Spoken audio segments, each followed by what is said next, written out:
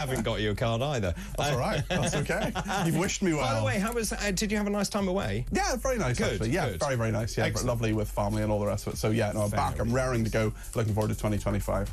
Excellent, excellent stuff. Well, Peter, I've no doubt will keep you informed and entertained during his show. Thanks ever so much for all your comments as well this afternoon. Guess what? For my sins, I'll be back for breakfast tomorrow. I hope you can join me. Of course, kick-off is at 6 o'clock tomorrow morning, only for the brave. Thanks ever so much for your company. Peter Cardwell is up next. This is Talk.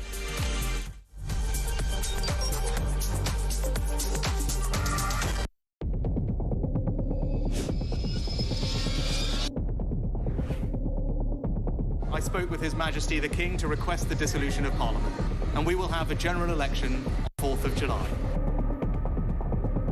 I have just returned from Buckingham Palace to form the next government of this great nation.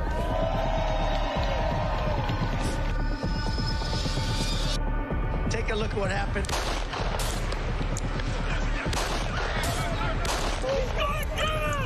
I immediately knew it was very serious, that we were under attack.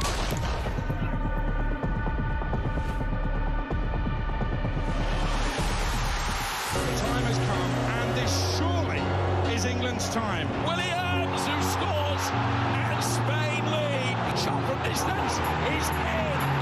It is Cole Palmer. Low ball in, or far ball, slides it in. An absolute killer of a goal. I agree with protest, but I don't think the violence was anywhere near necessary. No, I mean, I don't think anyone, Nigel, would ever think that the violence was the answer at all.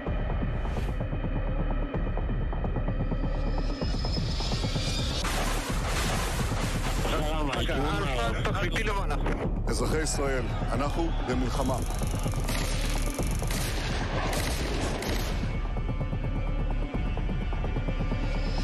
I probably took a bullet to the head because of the things that they say about me. If Donald Trump were president, Putin would be sitting in Kyiv right now. In Springfield, they're eating the dogs. The people that came in, they're eating the cats.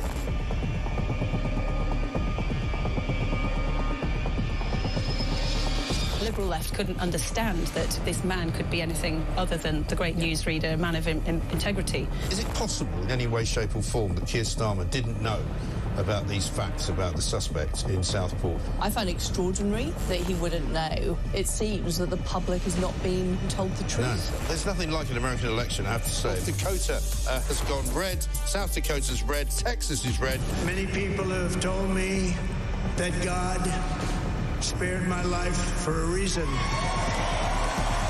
Bloomberg UK reporting Ukraine has made the first long-range missile strike inside of Russia. These are the missiles. Across the UK, on DAB+, on YouTube, on the app, on your mobile, the home of common sense. This is Talk.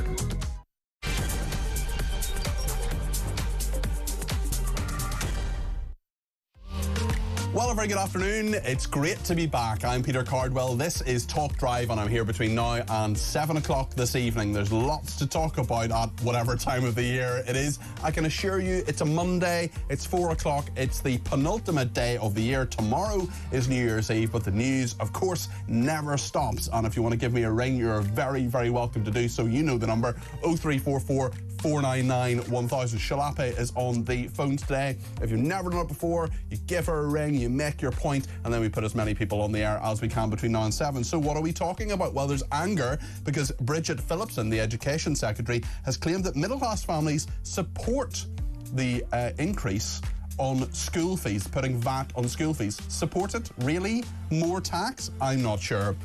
Labour is also going to make the national curriculum more diverse, and a big poll saying that Labour would lose 200 seats and almost a third to Reform UK if an election were held today. Of course, there isn't an election today. It's not for another 4.5 years, but I'm sure Keir Starmer won't be welcoming that news.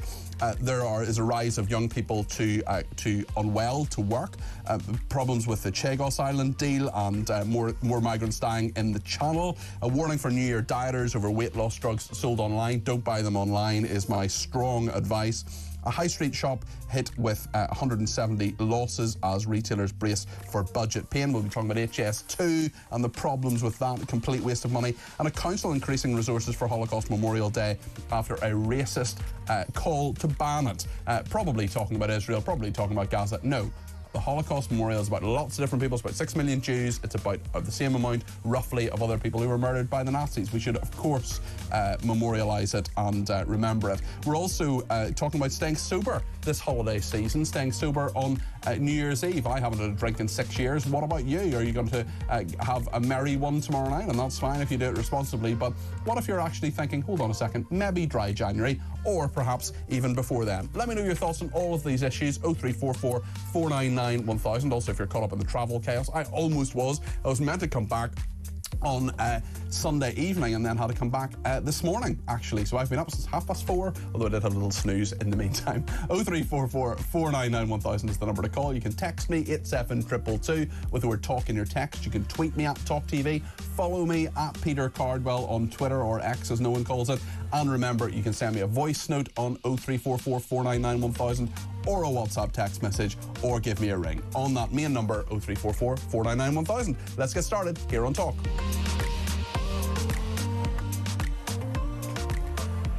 I'm just talking about the problems with the weather. Maybe you're caught up in that. Maybe you're trying to get home. Maybe you're driving at the moment to an airport, from an airport, from a train that's been cancelled. Outdoor events, including the street party and fireworks display for Edinburgh's New Year celebrations tonight and tomorrow night, have been cancelled due to bad weather. Organisers have just said that in the last sort of 20 minutes, half an hour or so. So that is the breaking news there from Edinburgh, that outdoor events, including the street party and fireworks display planned for the New Year celebration, the Hogmanay celebrations tonight and tomorrow night, have been cancelled due to bad weather.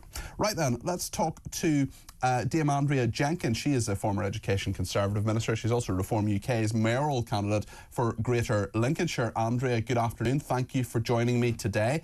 I wonder what you make of this story from the Education Secretary, Bridget Phillipson of Labour, obviously. She says that middle-class families support Labour's VAT raid on school fees.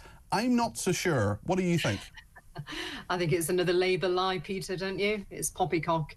I mean, in my old constituency, we had several private schools, and, you know, you're not talking about rich parents, you're talking about working class parents as well, who are working 2 jobs to send their children to these schools. And quite often as well, what I've found as well is if their child has got special educational needs, they really try and work 2 jobs to send their child to a private school. Some working 3 jobs, some working 3 jobs as well. I've talked to people who are doing, you know, extra maybe Tesco delivery driver shifts. And the thing is that I think there's a very lazy assumption from a lot of people that this is all very rich people, and often it isn't. Often it's people who do work very hard, not going on holiday, perhaps, you know, making other sacrifices to try to send their kids to school. And a 20% rise for them is going to be absolutely massive.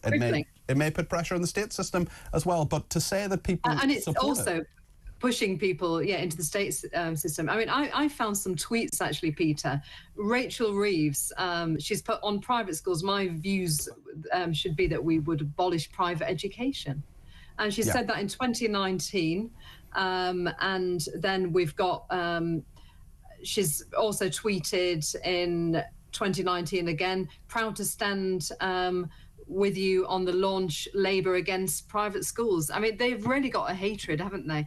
And also, I mean, Rachel Reeves has also been attacking grammar schools, and that's what concerns me as well. I think, how far will they go, Peter? I mean, if we look at Lincolnshire, you know, have got a proud history of grammar schools. Margaret Thatcher came from one in Lincolnshire, didn't she? And I do wonder whether that's going to be their next step. Yeah, I do wonder about that as well. I mean, I went to a grammar school, and in Northern Ireland there actually aren't that many private schools, I think they're probably fewer than a dozen, actually, because the grammar school system is there. It works very well for people who are in it. I think I would have concerns about people who you know, are less academic. I think we need to value education in a very different way. But I wonder whether you think this actually says a lot about Labour in terms of its view of the market itself. I mean, my view would be I would rather private schools didn't exist, but they do exist, and that's fine, and people can send their kids there if they want to. I would never judge someone for sending their kid to a private school if they want to, but the fact is that the super rich will continue to send their children to private schools. If they're banned in some way in the UK, I don't think they will be, but if they are, well, then people will send them outside the UK to other schools. But also, Peter, what's wrong with parental choice? Exactly. You know, well, this is my point. Afford it. You know, you know. I mean, they're turning into a communist government to me in the fact that they're trying to control everything. I don't think we're quite there yet, but certainly there will be people who are very, very worried about that. And I do worry about this characterisation. I wonder who Bridget Phillipson is listening to. I don't think she's listening to Talk. I don't think she's listening to many of the middle-class parents, and some who aren't middle-class, some who are working class, who are working really, really hard, who say that people support this VAT rate. But also, Peter, like in my old constituency, you know, there's a really small private school. It's very sweet. They've only got something like 20 pupils in the whole primary school, and they charge like something like £2,000 a month, up to £2,000 a month. And so it's Reeves and Bridget Phillipson are talking about, you know, these high-end ones, making out that everybody's loaded. They're not. And but it doesn't matter if people are loaded. At the end of the day, I think Labour's policy is a policy of envy. And, you know, if people work hard and want to send their children to private school, and it's not costing the taxpayer, it's actually costing taxpayer less in a way, isn't it? Because it's less money having to go on. It's people being essentially taxed twice because they're saying, well, we're going to send their kid to a private school. I wonder, from your experience as a working politician, Andrea, how many constituents, when you had them, came up to you and said, you know what? Taxes have gone up, and I think that's a really good thing. I think you know that tax that the Conservatives put on X. I think that's a really good idea. I really support that. Oh, look, I'm a low tax Conservative. I mean, I remember at the time putting an amendment in the budget not to raise VAT as well. And obviously business rates should be kept low. You know, you should show that Britain's open for business. And it's been proven, hasn't it? You know, the more money that people can keep themselves less in tax, then, you know, it's better for the economy. The more they're going to spend in the economy anyway. So it's very counterproductive, and I do fear what's going to happen the next 5 years. I mean, and also, Peter, I mean, I don't know if you saw the stuff today in the schools of what they are going to be teaching. Yeah, so this is the idea to make the national curriculum more diverse. Just before we get on to that, I do want to ask you about that, but actually just what you're talking about there in terms of tax is really interesting. About another story, I expect you've seen it today, that Labour will be asking the regulators, people like Ofwat, Ofgem, all those ones regulating different things, for ideas of how to stimulate the economy and get growth. I mean, what? I just find that very, very strange. And why they're being paid as ministers and prime ministers and chancellors of the Exchequer to do this role. I mean, they've had 14 years to come up with a manifesto and ideas. And their whole thing, their whole idea is to grow the economy, yet they're asking the regulators how to grow the economy. What a weird thing. It's like I can, you know, ask my mum for ideas about how to ride a bicycle. I mean, it's just a very, very strange thing. It shows I haven't got any ideas to me there, Peter. Let's talk about the national curriculum and it becoming more diverse. This is quite interesting, actually. I mean, look, a curriculum should reflect the society, there's no doubt about that, but the National Association of Head Teachers told the review that the planned curriculum must reflect the diversity of our society, adding that members saw the benefit of using diverse reading material for subverting racial biases, especially when teaching to the majority white classroom. This is the assumption, yet again, that all white people are racist, isn't it? Yeah. I mean, I did think actually their attack on private schools, and did you see also in that report it says that where academies could have a bit of freedom with the curriculum, they're now not allowed to opt out of these elements of it. So to me, this is about Labour trying to control the narrative and actually indoctrinate our children on their left-wing ideology. And I'm fearful of this. Look, I'm a mum to a 7-year-old boy, and what's going to be next? Already they've shelved the freedom of speech bill. I was the skills minister tasked with bringing that through. And I do wonder about the gender ideology, if that's going to be pushed on steroids on our children. In fairness to Wes Streeting, he has done a big thing on puberty blockers, which I certainly welcome within that. The Association of School and College Lecturers warns history and English curriculums are seen as largely monocultural. Welcome plans to diversify the curriculum. We'll keep that debate going, and if people want to let us know their thoughts on the education curriculum, every government or most governments seem to change the curriculum. Teachers hate it because they just, they've got to learn new things to teach, basically. I wonder what your thought is on that. 0344 499 1000. And Andrea, perhaps I could ask you about this mega poll. It was in the Sunday Times, so yesterday's story really, but this is that Labour could lose 200 seats. I'm sure as a Reform UK politician you must be delighted that their numbers would go up quite significantly under this poll. Yes, and also, as you said earlier, actually, Peter, we're 4 to 4.5 years away from an election. We've seen in the last few days Reform membership, it's over 150,000 now, and it's still growing daily. So I think watch this space, because I think it's a strong platform to build on. That's Kemi Badenoch ringing you, asking you to come back. My computer ringing for some reason. Sorry about this. Come back to the Conservatives, Andrea. We need you there, she's saying. I don't think that's going to happen, Peter. Neither do I. But yes, so I think this is something to build on. And one amazing thing about Reform, what I've found is, even campaigning across Lincolnshire, I've got, like former Labour voters coming up to me saying they're going to support Reform, and Conservatives as well. So their ability of Reform to pull from both parties, I think that actually makes them in a strong position to be able to... Who do you think Reform's biggest opponent is, as now a Conservative turned Reform UK a politician? Do you think it's Labour, or do you think it's Conservatives that they have to oppose more? I think it's that's quite hard at the moment. I think initially it was Conservatives, but I think you're the channel of common sense. That's sort of my line about common sense, being a common sense politician as well. And I think that appeals to both. So we are coming after Labour now, the Labour heartlands, and the numbers, they're looking pretty good. I think these elections, if they actually go ahead, or if they get fixed, because we saw that central government is saying about working with local councils to maybe cancel some of the elections this year. If they go ahead, I think you're going to see some big surprises, actually, of seats that Reform will take.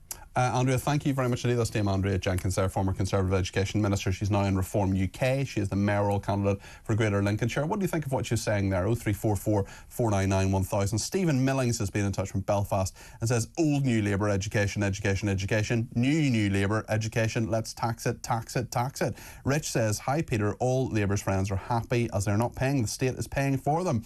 Stuart in Perthshire says, good to see you back, Peter. It's been a good day on Talk today with Mike, Alex, David and now yourself. Hope your Christmas went well in Northern Ireland. Stuart, I appreciate that. And Betty says, happy New Year to you and your team. Thank you, Betty. The Northern Irish Air did you well was in the north, and the quality and price of food, staff and general good feeling shows they got the best end of Brexit. The Brexit stick. Have a good show, says Betty. Thanks very much indeed. On drinking as well, we're going to talk about this a little bit later on. Max in Warwickshire says, Peter, I haven't had a drink in 20 years. I like drinking, but I had to stop for health reasons and because of medication. Happy New Year to you all at talkTV. Thank you, Max.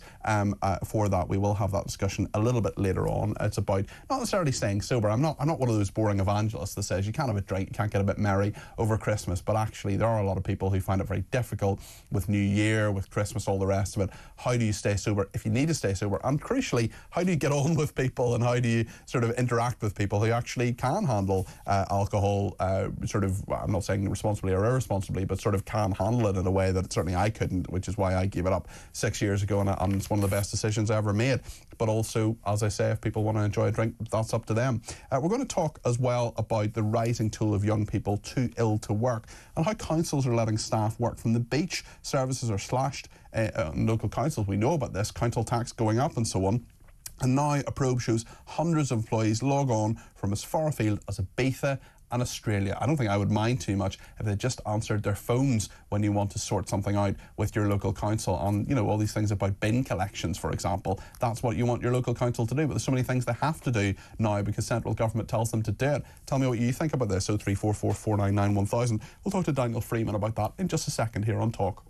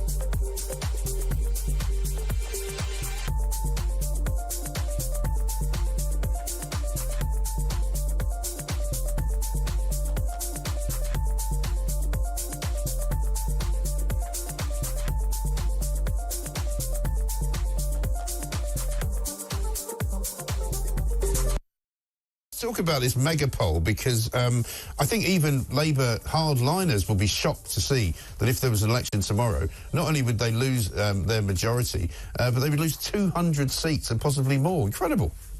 Yeah, absolutely right. No, I mean, it's highly encouraging for everybody who believes in the future of this country and wants it to succeed. Yeah. It's only been 6 months or so since Labour have got in, and even a kind of hardcore partisan like me didn't believe it would be this bad this fast.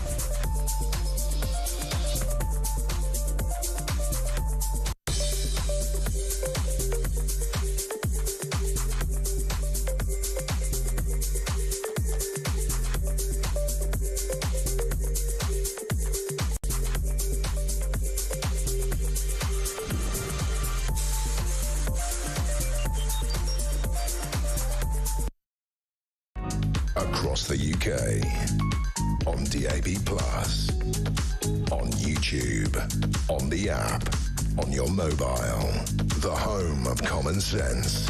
This is Talk. I want to talk now about councils who let staff work from the beach or from abroad. Doesn't really matter where they are necessarily, as long as they're working hard and doing the job that they're meant to do. Town Hall Boss has approved 731 staff requests to work from abroad last year. One council worker logged in from Ibiza for 4 years. Clearly doesn't live in the UK. There were 440 approvals last year after the COVID pandemic and 708 in 22-23 before rising last year. I should say the COVID lockdowns, which we always have to say because COVID didn't cause people to work from home. The lockdowns caused people to work from home. 226 requests granted so far in the financial year. Derby City Council, used to live in Derby. Derby approved someone working from France for 74 days. New Zealand, someone was working for 42 days. I don't really know how I feel about this. I mean, I think if the services are being provided, maybe it's okay if you can work from a terminal, but I just think this is slightly getting beyond the realms of what's acceptable. Let's talk to Daniel Freeman. He's managing editor of the Institute of Economic Affairs. Daniel, what do you make of this in terms of people working from the beach, essentially, or working from holiday homes, or just not in the UK, and you know, perhaps thousands of miles from their desk, if that is in fact their desk, in an organisation and specifically in a council? Yeah, so I think there are kind of two separate elements to this. One is the question of working from home in general. And I think there's nothing per se wrong with people working remotely, even working remotely from somewhere nice and sunny from Ibiza. What's really important here is the question of, okay, are good services being provided to the public? And I think this is an area where we do have some grounds of concern that... Oh, definitely. I mean, there are loads of people who will try to get basic services or an answer out of their local council and just not get an answer, not get a reply to an email, not have someone actually lifting the phone necessarily. And we see it in all other parts. I mean, I moaned about this before on air, but I remember with HMRC, for example, I was waiting on hold for 43 minutes once. Guy said, "Hello, HMRC." I said, "Hello, my name is," and then they cut me off.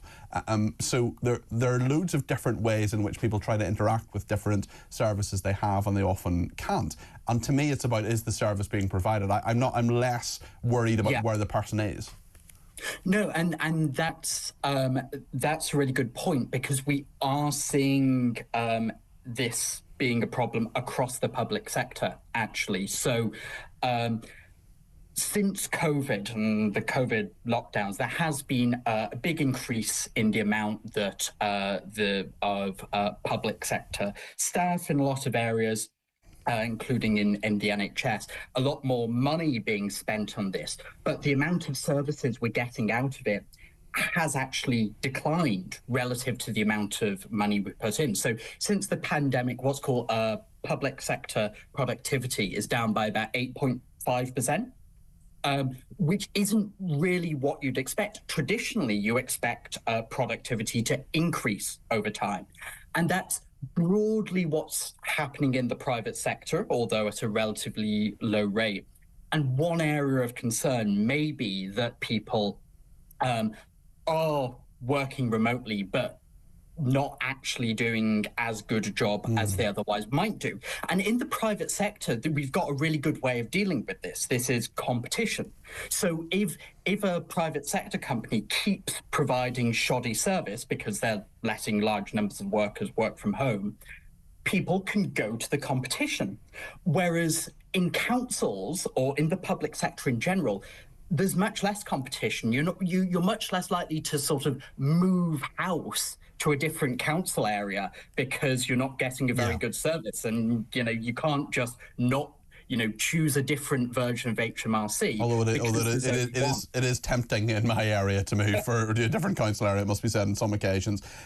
Perhaps I can ask you about another story that is separate but sort of slightly related to this, Daniel, and this is that young women are more likely to be off work sick than because they're looking after children. And this just is a sort of societal change. It's about a surge in ill health. Young men almost twice as likely to be off sick as a decade ago. 3/4 of those off saying they have no interest in working. Now, we know that birth trends are changing, so if women take maternity leave, men take paternity leave, that is less because the birth rate is declining. But in terms of people who are on the long-term sick, essentially, often for mental health reasons, the numbers are staggering. Yeah, and this is another thing that has actually got a lot worse since the pandemic. So in 2019, in total, we're spending about £36 billion in current figures on disability and sickness benefits. Now it's more like 50 billion. According to the government, it's going to go up to 63 billion pounds by the end of this year. So, by the end of this parliament. So in 4 years' time.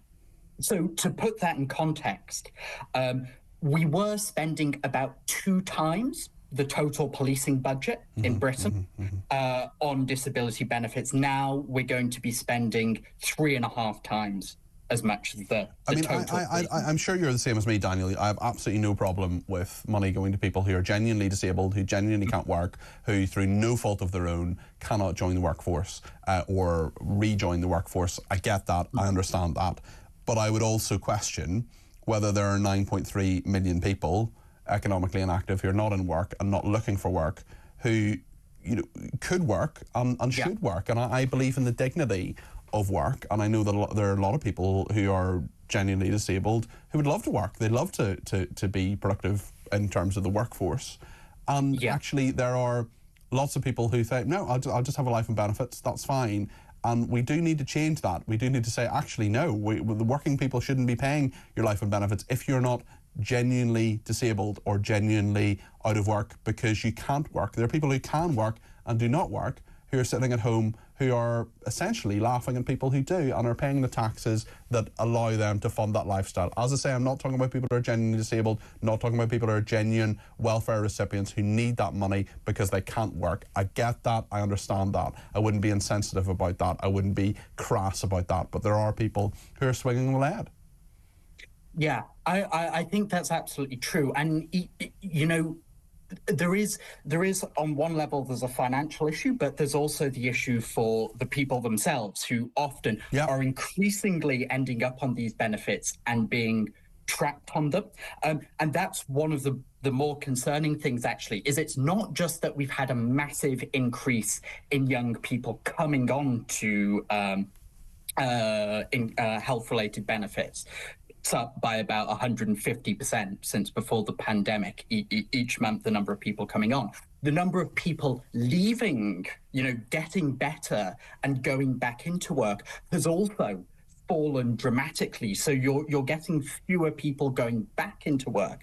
And this is where actually some of the government's changes to things like national insurance and increases in the minimum wage may actually make things worse, because if you have a lot of people who have been out of work for a few years, maybe they've got some health conditions that they could work around, by making it more expensive to employ people for the employer, it makes it more risky to sort of like give someone a chance who might have been out of work for a few years. So this is another area where the government could actually be making things worse. Yeah. Listen, thank you for your thoughts on that. That's Daniel Freeman there. He's the managing editor of the Institute of Economic Affairs. Smudge in Swindon makes a really good point. I wonder how many people there are who are working from home who have declared their home as business premises to their insurance company. Business insurance is costly. Also, the premises must comply with relevant regulations.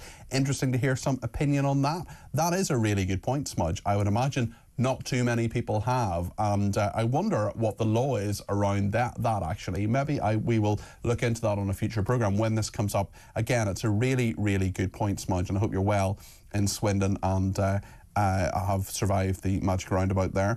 Rich says, Peter, how many public and civil servants are claiming London waiting who have never travelled to or lived in London? Really interesting point there, because you do get extra money as a civil servant if you work in London, because London is more expensive. But actually, if you're not living in London and you're not working in London, should you then get that money? I remember in the BBC, there were people who, I worked there, there's a guy who worked in London, this happened a number of times, who got the London waiting, and he did a 6-month job in Northern Ireland, or maybe it was a year actually, in Northern Ireland, kept the London waiting even though he wasn't even living there. He was doing a sort of secondment to Northern Ireland for a year. Absolute scandal. How many millions are being paid unnecessarily, says Rich. Terry in Slough says, hi Peter, this Labour government has turned incompetence into an art form, says Terry in Slough. And Claire says, it's hypocrisy, Peter. Starmer went to private school. I think his school was originally, it's complicated. It's like it was a state school and then it became a private school. It's not quite as simple as that, Claire. But listen, the point stands. He went to a private school himself, for at least some of the time, certainly. How many more he served on his party did they're going to make private school more elitist by adding extra VAT to funds and thereby stopping lower wage earners of benefiting and having little to no effect on the high earners and the upper class. Well, as always, Claire, that is a really good point, and I do think there are high earners who will just go, well, I just observe the 20%, that's absolutely fine, I have loads of money, whereas it'll be the people who really need that education because perhaps the alternative education in their area just isn't very good, or they have a kid with special needs and they need them into a specialist private school. There are lots of areas around this. Let me know your thoughts on it. 0344 499 1000. There is a horrible news from the channel in that 3 would-be migrants have died attempting to cross. We also have heard that spy satellites will be used to track migrants' attempts to cross a new £15 million scheme. Will that make any difference? And Mauritius is demanding £800 million a year and billions in reparations for the controversial Chagos Islands deal. It's a mess. We'll talk to Ben Habib, the former MEP and Brexiteer, in just a second about that. Stay tuned.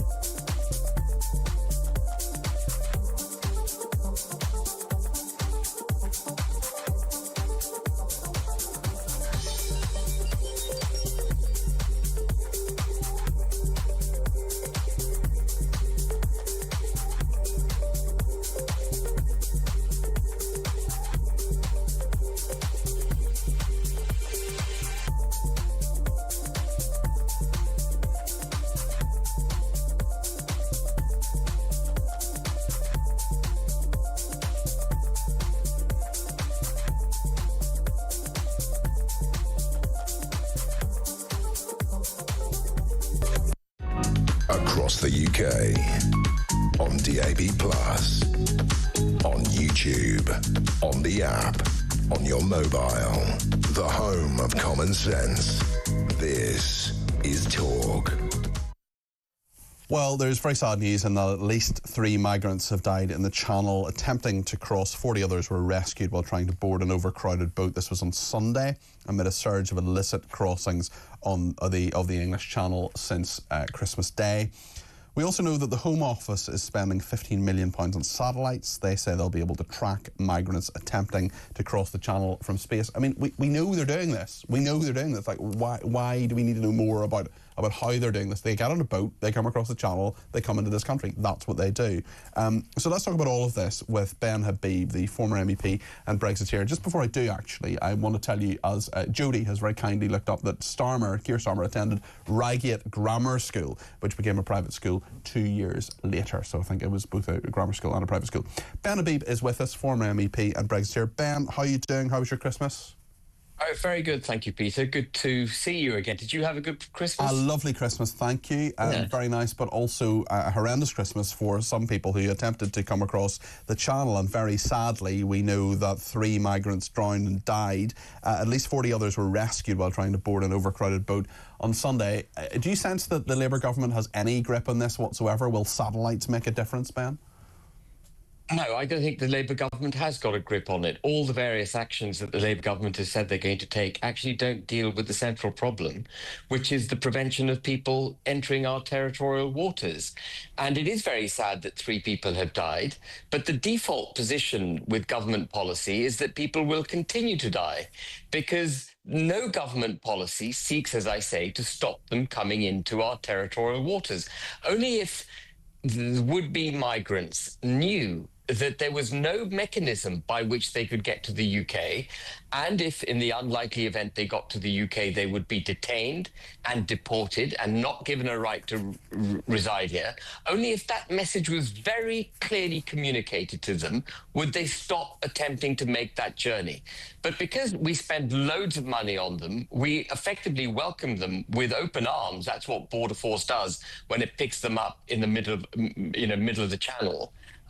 The impression they have, the correct impression they have, is that they will be treated extremely well if they come here. So the more, and so more and more of them make that journey. And that's why we've seen numbers go up, I think, 23% this year compared to last year. And as long as people attempt to make that journey, more people will die in the Channel. And from a British perspective, and we mustn't forget the British perspective because it is the most important perspective.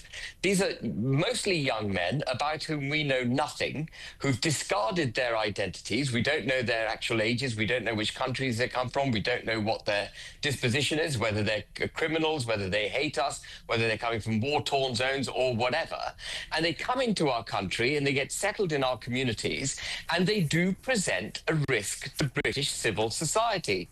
The only civilized thing to do in the interest of those seeking to cross the Channel and in the British people's interest is to actually stop them in the Channel and politely invite them to turn their boats around and go back to France, which is a perfectly safe country. The Home Office says that £15 million on satellites, they'll be able to track migrants. They've got a global company specialising in space operations. It will provide enhanced surveillance for the Joint Maritime Security Centre. Threats to security, law and order in the marine environment will be tackled. It will detect dark targets which do not emit tracking data, such as ships used by criminals to smuggle goods, tiny dinghies used by Channel migrants. Will this make a difference, do you think, necessarily? Because my point is, I mean, we know who's coming across the Channel. We know where they're coming from, where they're coming to. We can monitor this in other ways.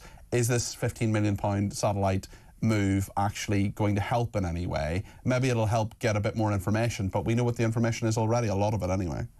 Well, you're absolutely right, Peter. It's only useful having that information if you're going to use the information to intercept the boats and require them to turn around and go back to France. The Belgians developed, there is precedent for what I'm saying. The Belgians developed a dedicated force to intercept dinghies launching off Belgian shores in the Channel and require them to go back. And they used drones, sensors, barricades, fast-moving boats, well-trained militia, effectively, to intercept these boats. And, guess what? Every time that they were intercepted, they peacefully turned their boats around and went back to the Belgian shore. This notion that somehow challenging people as they seek to break into our country illegally might put their lives in danger is completely false. It's the opposite that's true. The more we encourage this trade by not taking positive action against it, the more the trade will continue and the more people will die in the channel. Launches off Belgian shores have reduced by 92% in 5 years by using that interception model. And if this new satellite monitoring system that we're spending 15 million quid on. I think, by the way, that 15 million quid is only for 1 year, isn't it, Peter? Yeah, you're right. It's not the full cost. Mm-hmm. If we're going to spend 15 million quid on this thing, it's only useful having it if we then do something positive with the information, as you suggest. We already know they're coming, and if we're not going to change our approach to that policy of allowing them into the UK, welcoming them into the UK, if we're not going to change that policy, what's the point of wasting yet another 15 million quid? Remember, we've given France the thick end of £1 billion so far to try and stop this trade. We've spent 8 billion a year, roughly, is what we're spending on housing, caring and feeding and so on the illegal migrants who come to this country. The cost to the nation of allowing this trade to continue, leaving aside the human cost, which is vast, the cost to this nation is astronomical when you put it into perspective compared to the winter fuel allowance that was withdrawn, for example, from the elderly the other day and the IHT imposition on farmers and so on. We've got to stop this trade. We've got to stop being so generous. We've got to take a robust position, and we've got to remember that borders aren't a nice to have. They're a necessary to have in order for us to be safe as a country, and indeed to keep those who seek to enter our country illegally, keep them safe as well. Ben, just before you go, I just want to ask you about this story about Mauritius demanding £800 million a year and billions in reparations for the controversial Chagos deal. This is Starmer. This just seems to me to be a bit of a mess, actually, facing calls to abandon his surrender of the archipelago after Mauritius's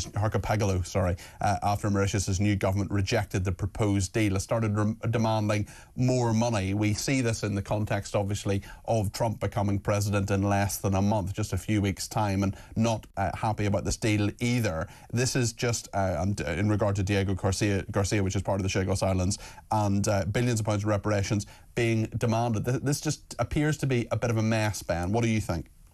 Oh, I think it's a complete mess, but it's symptomatic of a British government, series of British governments, that doesn't have British interests at heart, that doesn't seem to really care about what matters for the United Kingdom. These islands never belonged to Mauritius. The British Indian Overseas Territory was created, I think, in 1831.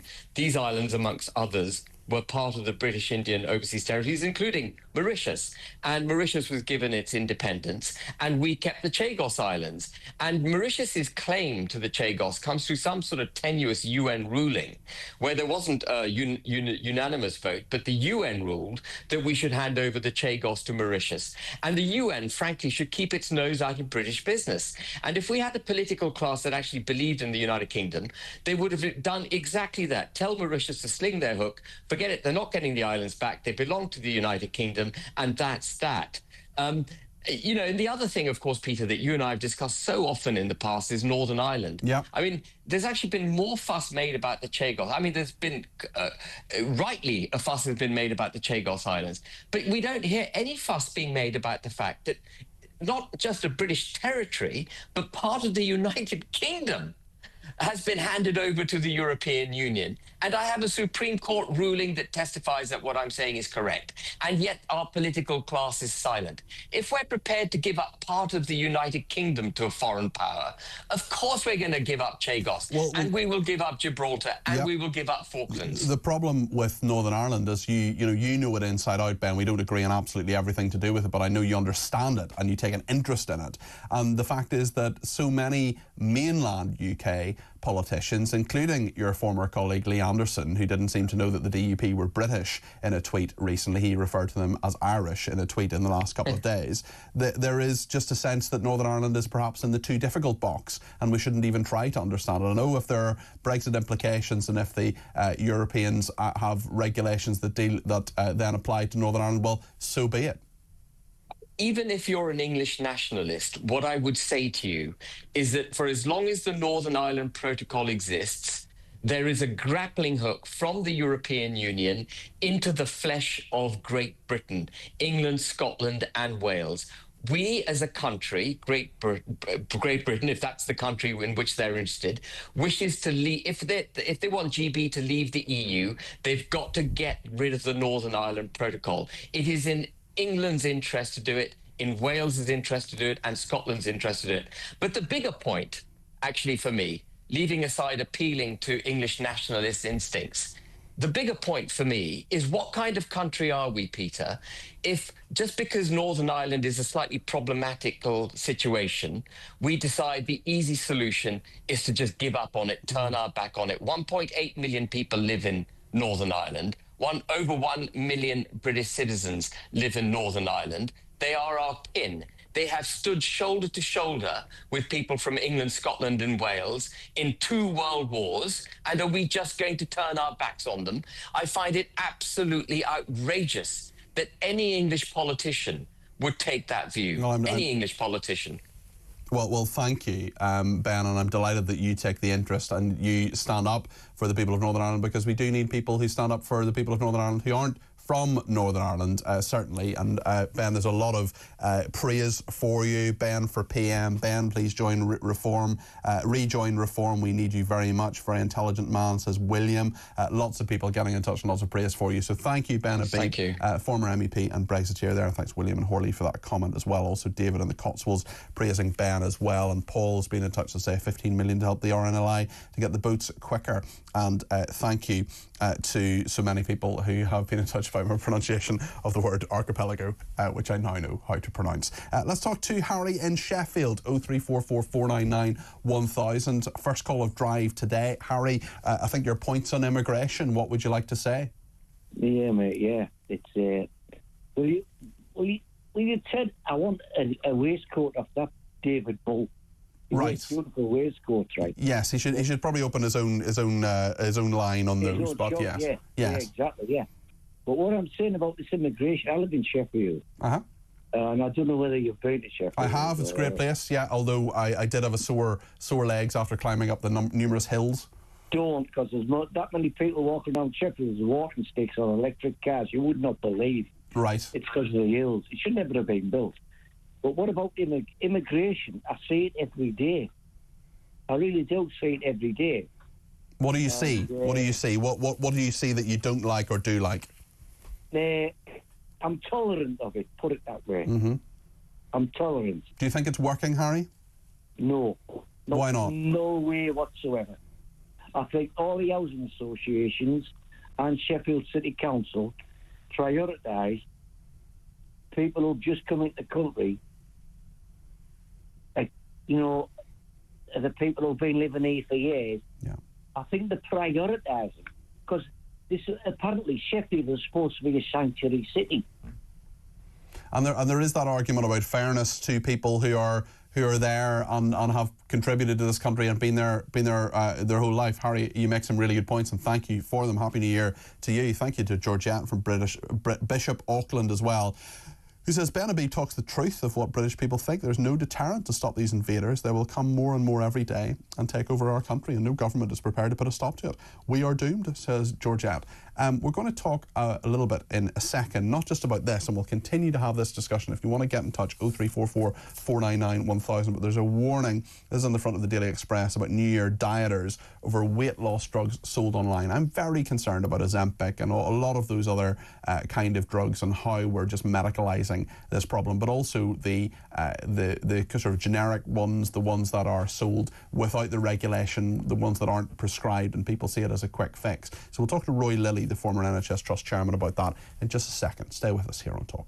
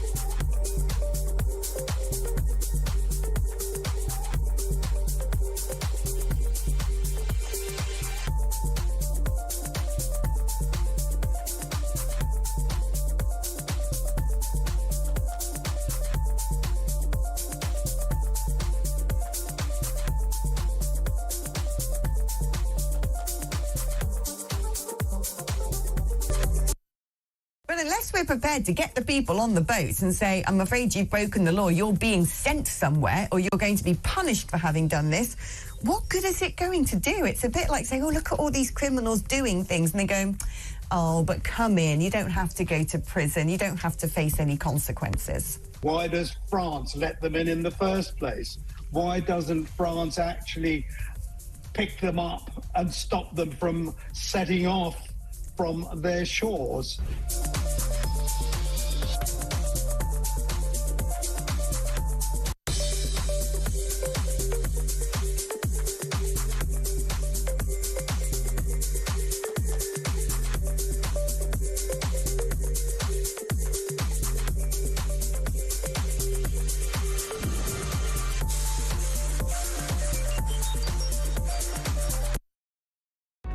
Across the UK, on DAB+, on YouTube, on the app, on your mobile, the home of common sense. This is Talk.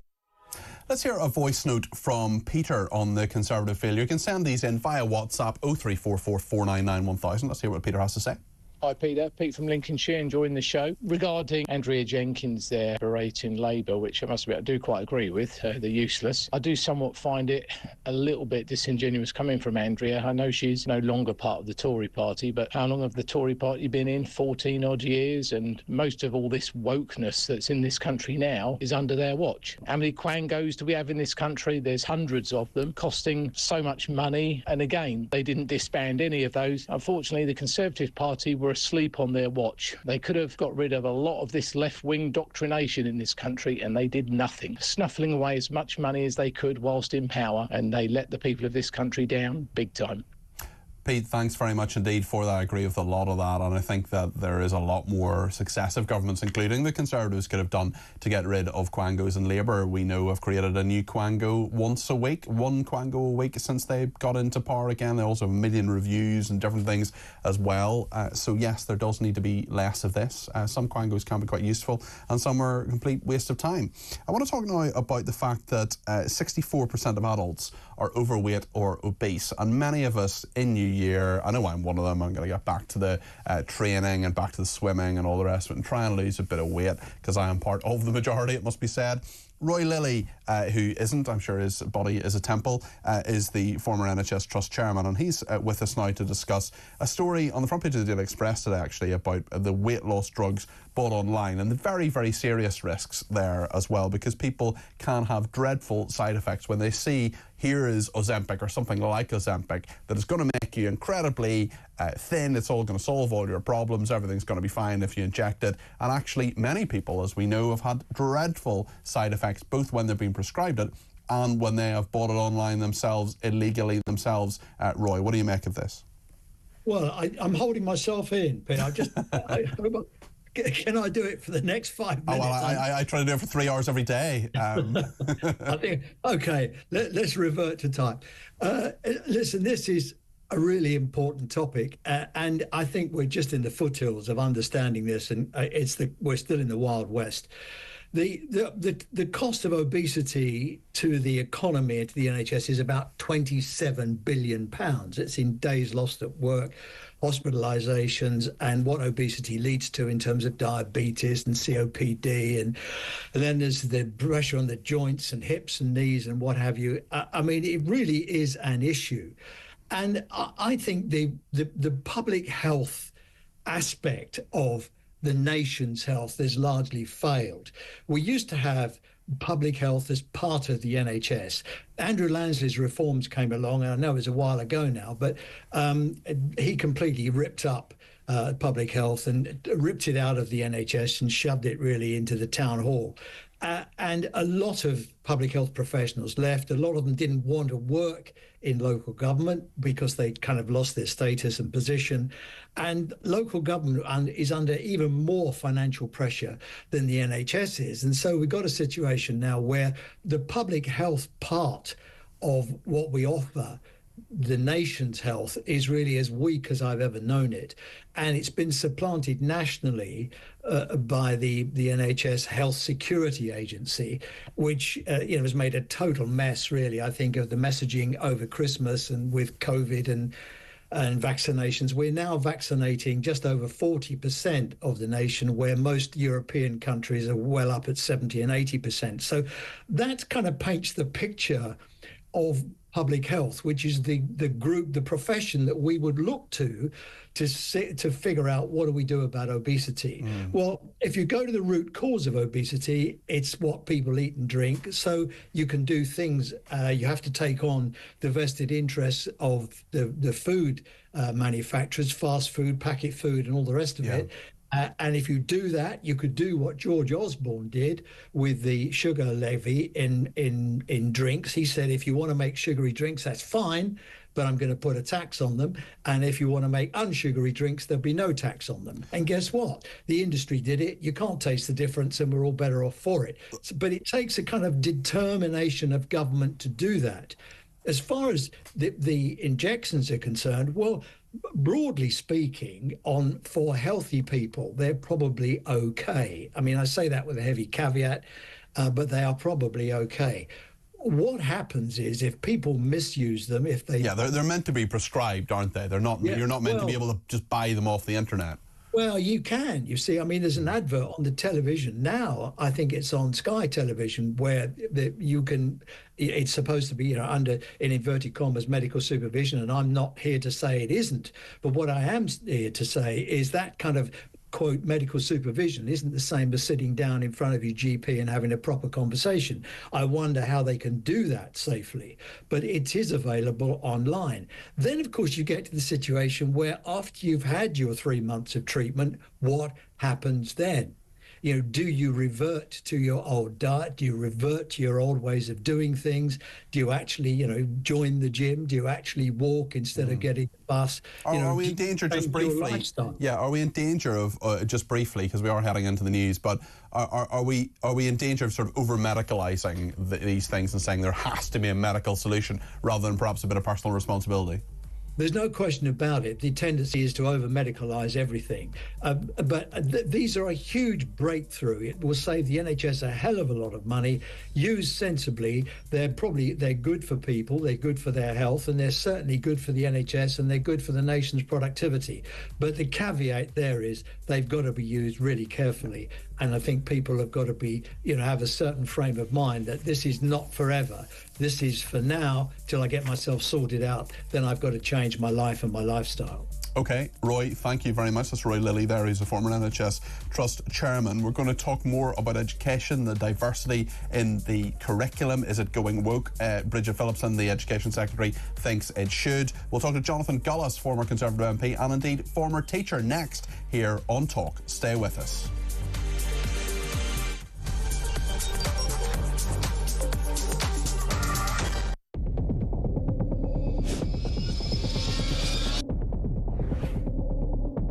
I spoke with His Majesty the King to request the dissolution of Parliament, and we will have a general election on the 4th of July. I have just returned from Buckingham Palace to form the next government of this great nation.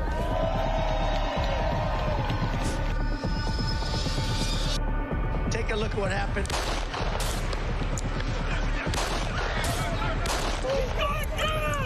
I immediately knew it was very serious, that we were under attack.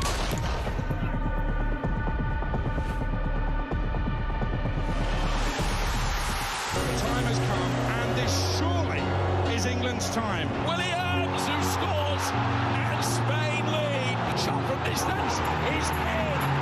It is Cole Palmer. Low ball in, Oivamo slides it in. An absolute killer of a goal. I agree with the protest, but I don't think the violence was anywhere near necessary. No, I mean, I don't think anyone, Nigel, would ever think that the violence was the answer at all.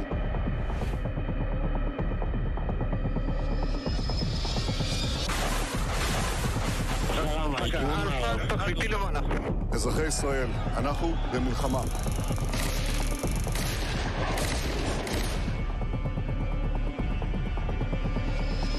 I probably took a bullet to the head because of the things that they say about me. If Donald Trump were president, Putin would be sitting in Kyiv right now. In Springfield, they're eating the dogs, the people that came in, they're eating the cats.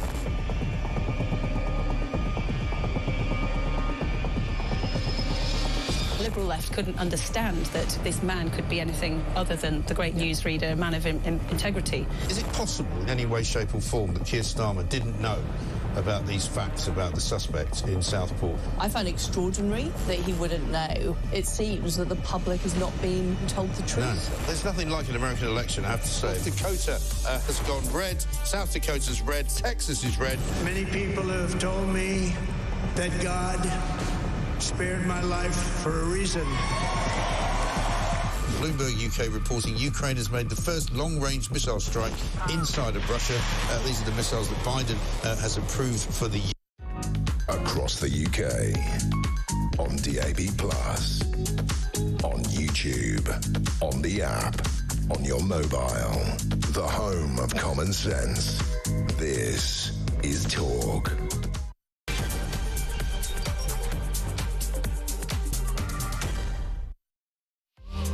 Well, a very good evening. This is Talk Drive. I'm Peter Cardwell here between now and 7 o'clock when James Max is coming up then between 7 and 10. There's loads to talk about, including anger as the Education Secretary Bridget Phillipson is claiming that middle-class families actually support VAT on school fees. What do you think about that? Are you a middle-class family or even a working-class family? Are you someone who supports or indeed doesn't support VAT on school fees? Let me know your thoughts. 0344 499 1000.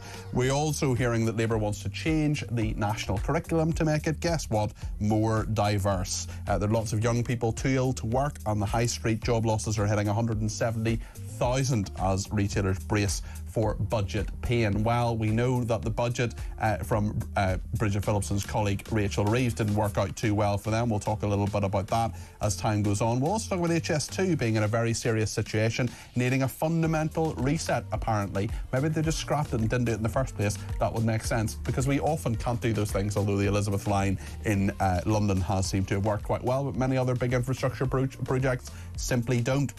Let me know your thoughts on that. Also, drinking, we're talking about a little bit later in the programme, because New Year's Eve is tomorrow night. We'll talk to someone who's been sober for 17 years. How do you navigate that if you're not drinking, if you want to give it up, or alternatively, if you just want to stay on the right side of the line because maybe you're working the next day, or just want to keep a clear head for health reasons or any other reason? Let us know your thoughts on all of that. 0344 499 1000. You can text me 87222 with the word talk in your text. You can tweet me at talkTV. Follow me at Peter Cardwell. Send me a voice note on the main number. You can send me a WhatsApp text message on the main number, or you can ring me on the main number 0344 499 1000. And we will have a bit more time for calls this hour as well. It was very busy last hour, but we'll have some more calls this hour as well. So stay tuned for that. Stay tuned for all of it here on Talk Drive.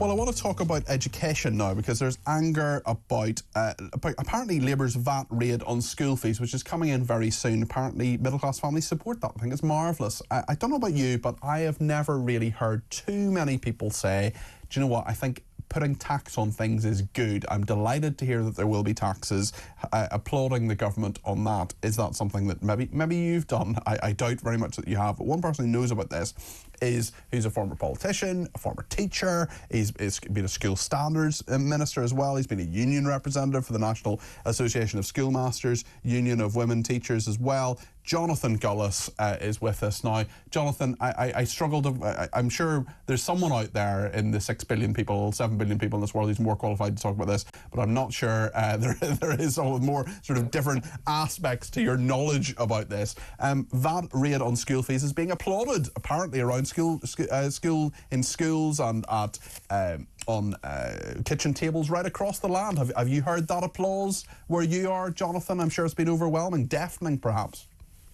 Well, as you know, Peter, it's dangerous to live in your echo chamber, and I suspect Bridget Phillipson is all too well living in an echo chamber of her socialist champagne buddies who may well be willing to pay the 20% VAT, in fact may well be able to pay the 20% extra on school fees. But there are many parents in places like where I live here in Stoke-on-Trent that choose to send their children, use all their disposable income, be able to go to the local private school and have just been priced out of the market, and there's going to be additional costs now passed on to councils who have contracts with these private schools with students who have very severe learning, education and support needs, so EHCPs as we call them as well. So that's going to be more cost to the local taxpayer, more uncertainty for those parents whose children may have finally settled into a supportive education system that they can get.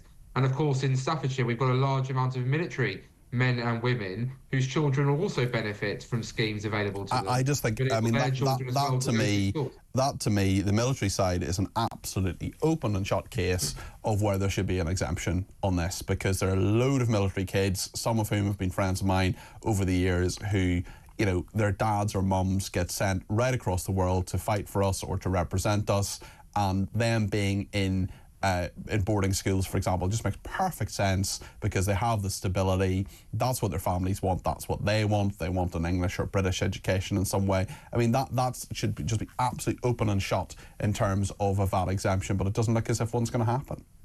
Well, I agree with you, and I think Lord Ross Kempsell's been leading the charge on this in the House of Lords, and I find it shocking, really, that Labour haven't been able to find a heart at the end of the day. Like you say, brave men and women who risk their lives to protect this nation, and in fact protect other people in other nations around the world, are not being afforded the standard that they deserve, which is their children having the world's best education available to them, because ultimately they are providing safety around the world. I don't see why that should even be controversial. And also, let's not forget, Peter, I think you were in government at the time, actually, there was an introduction of the scheme where looked after children were actually given fully paid up boarding school places at some of the top private schools in the country. These children who have been failed by their parents, who these schools will now turn around and say they simply cannot afford to give these children, who have every right to have every head start. Well, they've often more right as well, because their parents have been absolute failures. And you know as well as I do that kids who come out of the care, or who are taken away from their families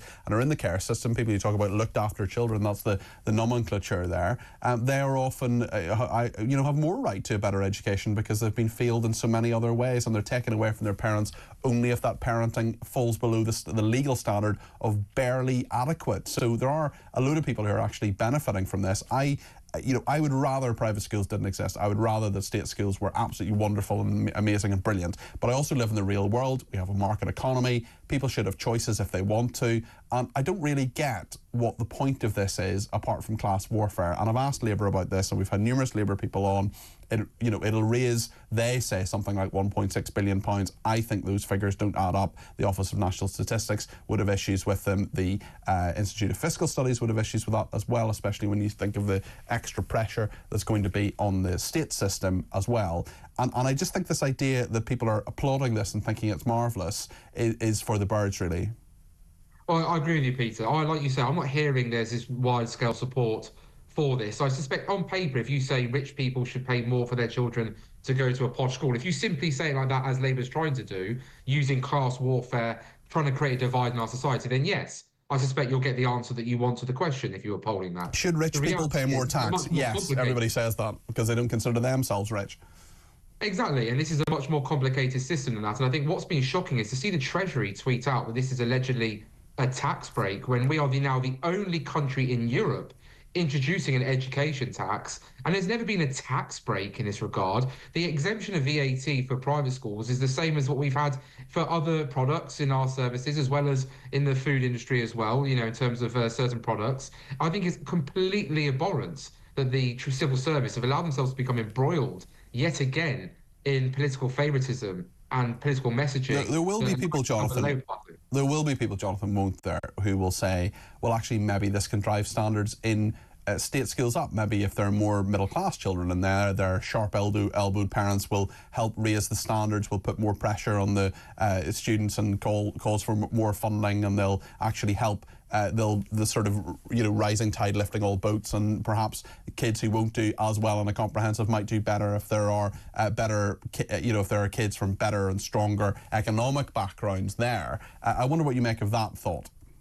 Well, I find it an odd argument because Labour are not being honest nor being clear with what they're going to do with this money. Bridget Phillipson keeps saying she's going to recruit 6,500 brand new teachers. But how? In what things is she going to do that's different? We have a £30,000 a year starting salary, up to £26,000 in bursaries, golden handshakes for certain subjects. We have levelling up payments in some areas like Stoke of up to £3,000 per year in certain subjects for the first 3 years of your career. You have the gold-plated pension on top. You have the 13 weeks in which you're not required to have to be in the school building. I know how hard teachers work, but the idea that this profession somehow isn't already throwing the kitchen sink at trying to recruit and retain staff is for the birds. And Labour has not yet said what they will do differently. Are they going to raise starting salaries? Are they going to increase bursaries? If they do, that's fine if they want to do that. But how is it going to be funded? What's the knock-on impact, especially around pay, for the more experienced teachers who will then demand increase in their salaries too? Will that increase be fully covered in any case for all schools across the country too? And as you say, for those areas that will experience high amounts of pupils leaving private schools and seeking state school places, what contingencies will be needed financially to increase classroom capacity, extend certain buildings, or indeed put porter cabins on site so there is space for those children to get the world-class education? Labour's just not giving us the detail to back up their claim, and I think that's very worrying. Jonathan, let's talk a little bit about the changes in the curriculum, because there are people like the Association of School and College Leaders warning that history and English curricula are seen as largely monocultural. They welcome plans to diversify the curriculum. The National Association of Head Teachers told the review that the planned curriculum must reflect the diversity of our society, adding that members saw the benefit of using diverse reading material for subverting racial biases, especially when teaching to a majority white classroom. I know someone who has a child who is 12 years old in a school in the north of England, and one of their, in fact, two of their homework tasks in the last few months has been to write about heroes, about black heroes, and one of the suggestions was Diane Abbott. I'm not sure she's a hero to some people, of course, but actually I do wonder about whether the curriculum is going in the right direction. Most teachers, when you hear curriculum changes, will cast up their eyes no matter what the changes are, because it just means more work for them, and I totally get that and how frustrating that must be. But diversifying our curriculum, is that a bad thing, good thing? What do you think? Well, first of all, Peter, you hit the nail on the head here. Labour keeps saying they want to reduce the workload on teachers, but actually, by changing the curriculum, we're going to massively increase it. So there's one problem. In terms of diversifying the curriculum, it's not needed. We have a thing called British values that every school must teach, and that is about accepting and being tolerant of different religions, different views, different ethnicities, differences amongst one another. But actually, to children, the more you point out difference, the more it becomes an issue. And what Labour seem to have totally abandoned is the fact that I was part of the Education Select Committee that did a very detailed report that showed that white, working class, British, free school meal boys and girls produced the worst GCSE results compared to their peers who are black or Asian. In fact, the only group that they beat is those who are Gypsy Roma. So we have a large swathe of our population, white working class British boys and girls, who are doing really badly at GCSE, English and Maths in particular, not going on to higher education and underperforming against their competitors who may be black or maybe Asian descent. So I think it is a very serious concern here that we're just basically pandering, the government is, to the teaching unions who have long wanted to try and pretend that there's some sort of racial bias in our education system, that there's some differences that no one's had the bravery to talk about. The same group of people wanted to keep schools locked down for longer. The same group of people who want to push some dangerous gender ideology and tell children that their biology lessons aren't real because apparently a man can be a woman. I mean, it's just completely absurd, and it's worrying, and it has no place in schools whatsoever. This is an attempt to politicise the curriculum, attempt to push left-wing indoctrination on young people. I won't stand for it. I hope many parents won't either. Jonathan, thanks for your thoughts. That's Jonathan Gullis there, who has many qualifications to make a lot of those different arguments, including former MP and former teacher himself. Thank you to everybody who's been in touch. Lorraine says Phillipson is a disgrace. Yet another lie from Labour, and another example of Labour's politics of envy and spite towards those who work hard, never take from the state, and yet continue to contribute to state education whilst choosing to place their children in alternative education. It's called freedom to choose. Bridget Phillipson is a liar and is deliberately gaslighting her disastrous policy, says Lorraine. Her decision to change the curriculum to include more diversity is deliberate manipulation of young minds, and communism is around the corner. We're in very dangerous times with such contemptuous behaviour. Fiona says, regarding working away from the office abroad, there is legislation that covers data and access that prohibits access when not in the UK, with the exception of foreign diplomats and travelling politicians. What government or local authority jobs doesn't use or access systems with sensitive data, says Fiona in Leeds. Also, Leo says, the inherent danger of mass uncontrolled immigration is that a terrorist army could be forming in our midst. Our country is being deliberately flooded by possible agents working for foreign powers hostile to the UK, says Leo. P.S. Happy New Year. Well, hopefully it will be one. Stephen Cambridge says, Cardi P, come on, when will the adults understand that for the last 5 years the civil service has made all the decisions in government? If they don't get their way, they offer to strike. Ask Boris, Liz, etc. Left-leaning, I think we need to expose this. Excellent show, as usual, says Steve. Thank you. Jeff in Nottingham says, I think there are people high up in society making a lot of money from illegal immigration, and investigative journalists should look into it. On Ben Habib, loads of people getting in touch, not read them all out, but Scott says, I'd like to thank Ben Habib for his words about the people of Northern Ireland. We're predominantly British and feel very much betrayed by the last government. Liam says, if this number of immigrants were coming over 50 years ago, would we consider an act of war or an invasion? I don't understand how successive governments cannot see this. The very fabric of Great Britain is being destroyed. I'm 33 years of age and my wife and I are actively seeking to emigrate based on future developments and the next election results. Also, Tad has been in touch on the alcohol issue. We are talking about this seriously later on, but Tad has sent in a late joke by the late Tommy Cooper, who said, I went on a whiskey diet, I've lost 3 days already. It is a classic by Tommy Cooper, whose comedy remains very funny, and that is the thing. I remember someone once said to me that literature is news that stays news. I wonder what the comedic equivalent is. Laurie says, Peter, people working at home or abroad who are representative of a particular area should be near that area to be aware constantly of the changes there. Well, thank you for that. And Betty says the extra premium for the Home Office is apparently only £60 a year. I don't know about that, to be honest. I know there is London waiting for various civil servants as well. Not that special advisors got it. But anyway, there we are. We'll talk to Philip Ullman, not Philip Pullman, but Philip Ullman in a second. He was head of a very, very big recruiter at the Cordant Group, the UK's second largest recruitment firm. He worked for them for 20 years. If anybody understands the recruitment crisis in this country, he understands why young people aren't in work and aren't even seeking work. Well, Philip is that person, and we're going to talk to him in just a second here on Talk.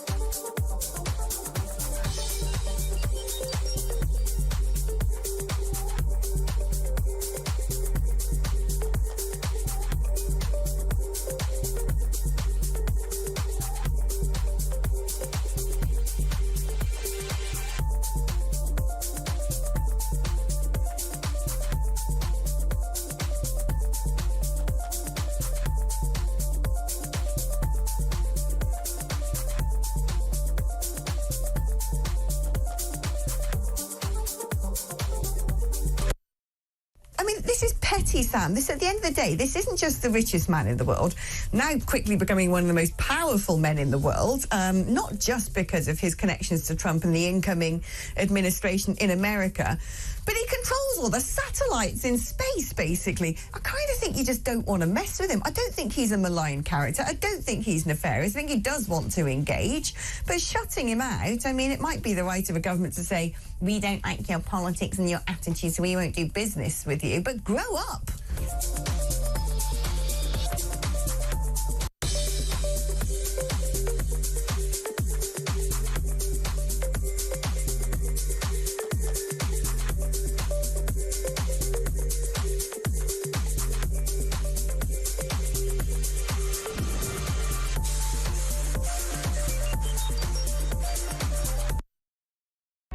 Across the UK, on DAB+, on YouTube, on the app, on your mobile, the home of common sense. This is Talk. Well, Philip Ullman is with us now. A really interesting guest, actually. He was the chief energiser of Cordon Group, the UK's second largest recruitment services firm, with revenues of, has 840 million quid, employed 125,000 people. If anybody knows about recruitment, retention of staff, understanding how the workplace works, and especially getting young people into jobs, it is Philip. Great to talk to you, Philip, and thanks for making the time today. We have a real crisis in our society because there is a huge rise of young people off work driven by mental health issues, driven by other details around this. I have absolutely no problem with people who are genuinely unwell being off work, but there does seem to be a real problem with people both being recruited and being retained. Just tell us a little bit about this and why this is happening in your view, Philip. Okay, so there are a number of key issues. As you say, I have experience of dealing with lots and lots of people, lots of different sectors. And I understand employing people and what it involves. Now, the budget that we've just had, what I see is a complete lack of any kind of vision or understanding of how to deal with the issues that we're facing. So Reeves increased national insurance. Now, what that does, I know from my own experience, is it increases the costs of employing people, because that's very simple. And on top of that, you've got the minimum wage increase, the wages have increased. So what that means is the costs to the large retailers, to all employers, has increased. Mm-hmm. Now, the purpose of these organisations, because that's what the law tells us, is to make profit. To put it very simply, Peter, because their costs are increasing and they've got to look after the interests of their shareholders, they are going to reduce their costs. Now, they've got different, all for that matter, increasing their prices. And one of the major ways of reducing the costs is by making people redundant, getting rid of jobs. And that's what they're doing, surprise, surprise. So we have a fundamental problem that because companies' purpose is to look after the interests of the shareholders, and I was there myself, Peter, that's the world I lived in. And I get that, and I understand that, you know, the workplace and growth is something that governments worry about. They worry about, Labour has sort of bet the farm on 2.5% growth. I'm not sure they're going to get it. And certainly the statistics and the forecasts from places like the Office of Budgetary Responsibility don't seem to say that. I remember a business person once saying to me that a business is like a tree. If it isn't growing, it's dying. And I wonder, with that in mind, whether a lot of businesses perhaps look at the workplace or the workforce, I should say, in the UK and say, actually, there are a number of people who just do not want to work. Therefore, why should we bother with the UK? Why should we not just go elsewhere? I don't believe that's the case at all, Peter. I don't think the UK workers are lazy.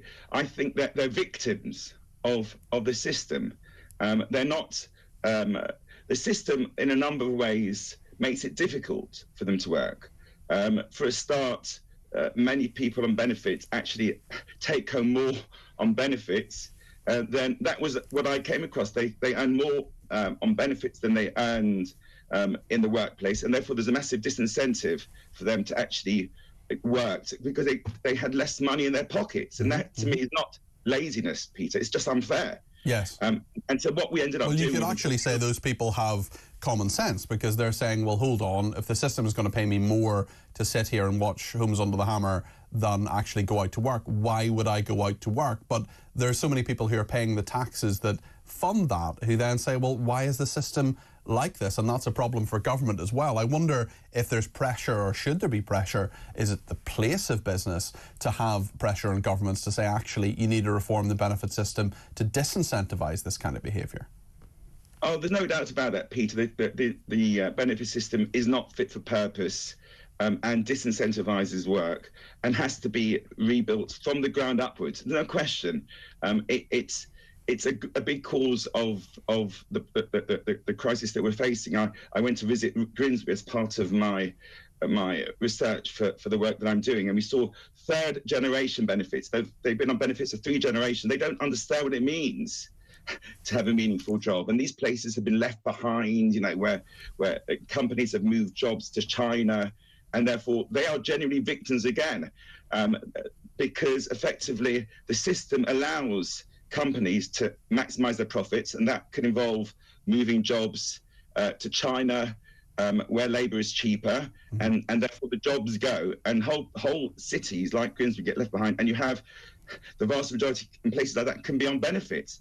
And it's not a particularly meaningful life, Peter. It linked to the mental health issues. If you haven't got a meaningful purpose to your existence, if you're not actually doing something that cares for... There's no doubt that work is good for mental health, and I believe in the dignity of work and coming to work every day, or doing work every day, even some work, even work that you... I have a friend, I've mentioned her before on this station, who has multiple sclerosis. She's helping me with a project at the moment. She could, you know, she can't do...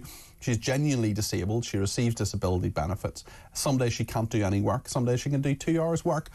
Some days she can do a whole day's work. And that she does as much as she can and earns a little bit of money as a result of that. She's actually helping me with a project I hope to announce fairly soon.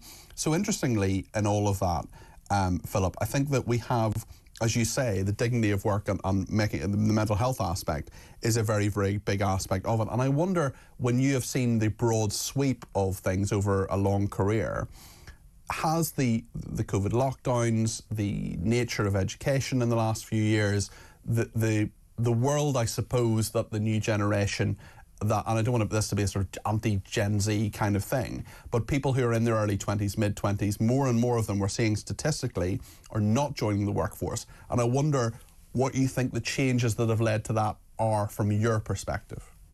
Good question, Peter. Let me explain to you what I think has been going on. There's a guy called David Graeber, unfortunately passed away during COVID, who wrote a book about this very issue. And what he said is in 1930, Keynes predicted that productivity would increase 8-fold over the next 100 years, and therefore people would have to work a lot less. Now, in fact, that has happened. We know all the automation, computers, production lines, they definitely have increased productivity. And in fact, a lot of those production jobs have actually gone because of the increases in productivity. The trouble we've got, and Graeber says this, is we've created a lot of jobs that replace those jobs where you're producing something real with meaningless jobs. HR, accounting, law. I'm an accountant myself, so I'm just criticising my own. Careful. Really careful, yeah. But no, marketing, a lot of jobs are bureaucratic, managerial, hierarchical jobs, which are meaningless. And so Graeber read a whole book about this, and it's phenomenal. And he says, and in fact, he found that many people, when you ask them, is your job meaningful? Not just say that it's not. And that's the problem, yeah, because we haven't focused on people's needs, and people need meaningful jobs. We actually created a whole world of millions of jobs that are not actually there. And people, therefore, do not enjoy doing them, yeah, because you look at what you're actually doing at the end of the day, it's not actually caring. And I see people, even of my generation, Philip, who will have gone into a job where often they'll, earn decent money, but they won't feel it's meaningful. They'll look to a job that they feel is meaningful, whether that is helping people, whether that is charity work, whether that is working for a charity or whatever it is, and see that those are actually very, very low-paid jobs, partially because of the demand for that meaningful work, or what is seen as meaningful in some respect. I'm going beyond that, Peter. I'm saying even the highly paid jobs, the commodity traders, the derivative traders, those are meaningless jobs. They're just playing with numbers. It's a casino banking, and there's lots of people maybe making lots of money who've got meaningless jobs. But because we're not focused on looking after people, this is the point I wanted to get to at the beginning. If the businesses are allowed to ignore people, ignore the concerns and the needs of people, to ignore the nature and the environment, and then we'll have a system which doesn't look after people and doesn't create meaningful jobs, because it's not the purpose of business. Business is to make profit. And if we need to look at things like Section 172 of the Companies Act, which says that the purpose of a business is to look after the interests of the shareholders. That's just completely absurd, because all you need is to make profit, which means you don't care about people, which means you can create meaningless jobs. No one needs it. What is meaningful? What is a meaningful job? What have you found meaningful in your career? And what would you, if someone said to you, so let's say there's a 22-year-old coming out of university saying, "All right, Philip, I want to do something meaningful." What's the answer to that question? Look, we have to build families, we have to build communities, we have to build a nation that thrives, okay? And we all have that need. We're social beings, and therefore we have to see that we're making a difference to other people, that we're making a difference to the planet. And therefore the job has to do just that. It's got to help someone else's needs to be met, and it helps the planet to be protected and to grow. I know you've got views on climate change. So it's about making an impact, changing the world and changing people's lives. Now, what we've done is we've lost the high street. We've lost the community. So I remember when I grew up, there was a shop locally called Mashers. My mother used to take me there, which was an old-fashioned grocer's shop. And we knew that the woman who and the family who ran the shop, and we had a relationship with them, and they knew what our needs were. They cared for us, we cared for them, and we met other people there. There was community. So jobs that help to build families, to build communities, to care for the needs of others, are the kind of jobs that we need. And they're simply not valued, and they're not being created. So what do? We move all the jobs to China. We then have massive warehouses which are very robotic. People are moving around doing 18 miles a shift. I've got a lot of experience of employing those kind of people, being treated like a thing, a cog in a machine. So in terms of actually bringing this to life, there's a book by a guy called Frederick Laloux who talks about a new way of running our organizations, a new level of consciousness. And it's totally pragmatic. This is not theoretical, this is real. And he looks at organizations that achieve this move away from what he calls mechanical paradigm to, he calls it teal, which is a new way of operating, that you care for each other. And he talks about three breakthroughs that you need in order to make the transition to you're calling meaningful jobs. You have to have small self-managing teams. Rather, at the moment, we have, I'm sure you're familiar with hierarchy, the whole system. We're too familiar with it. Whether it's the state, which is command and control, or I'll be equally true, is large organizations. When you work for them, I work for a lot of these large organizations, the large retailers, they also are command and control. There's no decision-making left at the coalface. Now, in order to live, Peter, we need to make decisions. Yeah. If we're not making a decision, we might as well be dead. But what's happened is all the decisions have been pushed to the top of the organizations. And therefore, the jobs that you've got left at the lower end are not making decisions. Therefore, they're not meaningful jobs. So we have to start recreating small self-managing teams where people within the teams are actually responsible for delivering the needs of a whole group. So the best example that the Laloux quotes is an organisation called Bertzog, which was a district nursing organisation in Holland, which is a tremendous case study to how to achieve a transition to meaningful jobs. And what happened, these were district nurses who used to initially be self-employed. They provided district nursing care to people in the home in Holland. Now, what happened is some bright spark, because it was covered by the health insurance sector, decided to create organizations rather than self-employment, which was more meaningful. And they created large organizations. Eventually, they merged. They were originally 250, went to about 6 or 7. And they created these meaningless jobs. So what they did is they do the division of labour. They decided 1 minute, okay, if we specialise, we have a specialist nurse, one that bathes patients, the other that changes dressings, it can be more cost effective, and therefore you divide what is a very integrated task into a meaningless task, which is effectively just doing one part of a complex process, which is mind-numbingly boring and means that the work is meaningless. So there's a guy called Joost de Blok who said this is crazy, because not only did the nurses hate it because they were told by a scheduler where to go, they were told how long they had, they had to clock in, they had to clock out, they had no time to build a relationship with the patient. Everybody was dehumanized. The work was dehumanized, the nurse was dehumanized, and the patient was dehumanized. So de Blok said we've got to start again with small teams of 10 people, with each person, a nurse deals with a group of patients but meets all of their needs. Peter, can you see that? It's just all of them. And therefore they go along, the first thing they do is spend time with the patient, listening to their needs, understanding what they need. And then they start to look at how to provide those needs. And what happened is unbelievable, is they looked after all the needs, they cared, and they built relationships.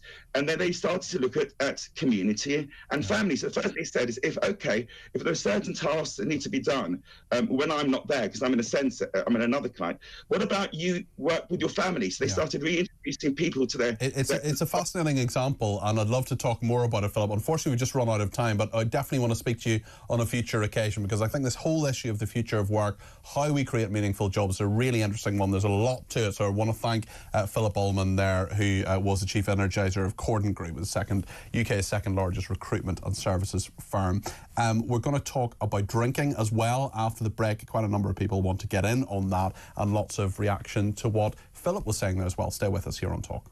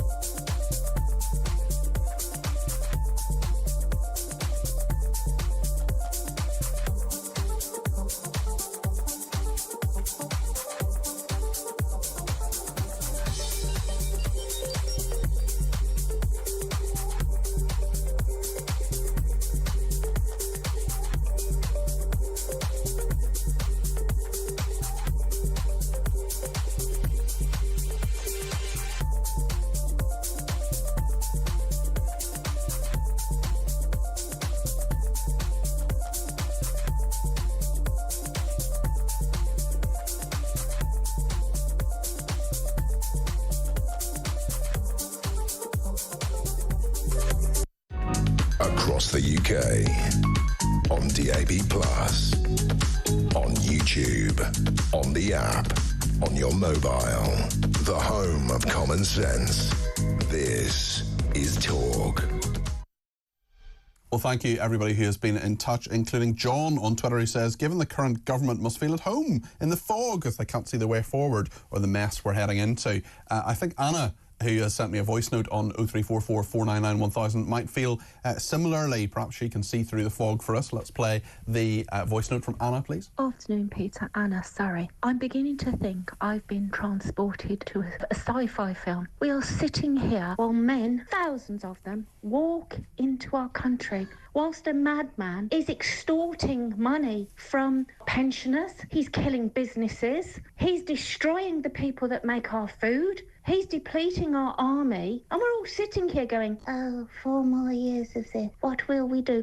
We don't have time to wait for this man to completely destroy us. We have to do something now. There has got to be a legal mechanism to do this. Am I going mad? You're not going mad. I think a lot of people are feeling that frustration as well. The fact is, there was an election 6 months ago. This is what the people voted for. We're stuck with it, I think, for at least another 4.5 years, maybe indeed for another 9.5 years, or perhaps even longer. We'll see what happens. But the sands are shifting, and certainly if you look at that polling data that was out in the Sunday Times at the weekend, I think we're going to have 3, if not 4, different political parties, somewhere between 17 and 25% of the vote, who are, you know, Labour, Conservatives, Lib Dems and Reform UK. And we're going to see a lot of change that's going to come, but it's going to come more slowly, I think, Anna, than you're going to want. Kelvin has been in touch in Macclesfield. Thank you for your message. He says, good afternoon, Peter. Welcome back. Thank you, Kelvin. This is about getting youngsters into work. First, stop their benefits. Get employers to take them on and train them up on the job. Once you're in a poor, low-paid job, if you're good at it, they keep you on at it. If you moan and try to get out of it, they tell you to find another job. Make these jobs better pay for workers. And if you're going to keep people on that job, treat them better. There are things nobody ever mentions when they're talking about the low-wage problem. I've experienced it all my life. Rubbish-paid jobs held back because nobody wants to do them. And I just, you know, there are so many low-paid jobs that we need to stop being snobby about and actually say these are important jobs. We've got to treat people properly, pay them properly as well.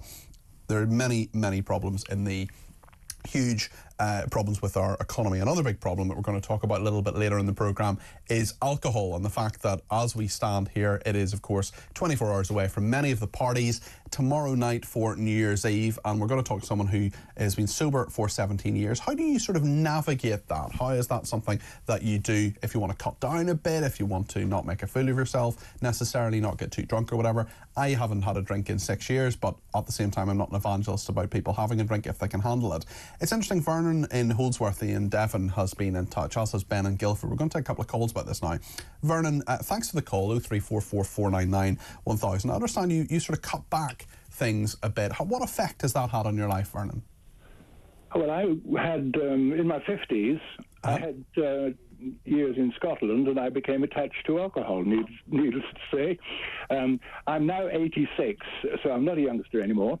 Now, when I moved down south from Scotland, I continued to drink whiskey, and the amount of whiskey I was drinking most days was equivalent to having a bottle of wine a day. Right, okay. So significant, but perhaps not excessive. Yep. Now, 2 years ago, I found that I needed mechanical aids to walk. Yep. So I had a big stave, and I also had a walking frame. And I thought that was just decline, old age decline. Well, 2 months ago, my daughter and I decided on a whim that we would have no alcohol for a week. Yes. Stay totally dry. And what happened then? Well, by the end of that week, I was walking unaided. Wow. I could walk safely unaided. So since then, I've been having just 1/3 of my daily allowance of whiskey, and I find that I'm still walking safely unaided. So if there are That's amazing at 86 to do that, and to have reversed that, because often that just isn't the case. Often when you get to your age, grand old age, and clearly you're sharp as a tack, but sometimes the physical side declines a bit. But you've got back your walking and your independence. That's fantastic. That's what was extraordinary, because, you know, we all expect mental decline. Fortunately, I, at the moment, don't have too much of that. Mm-hmm. But you also expect physical decline, and you just take it as part of getting old. And as I say, I'm approaching 86, so I just thought that was getting old.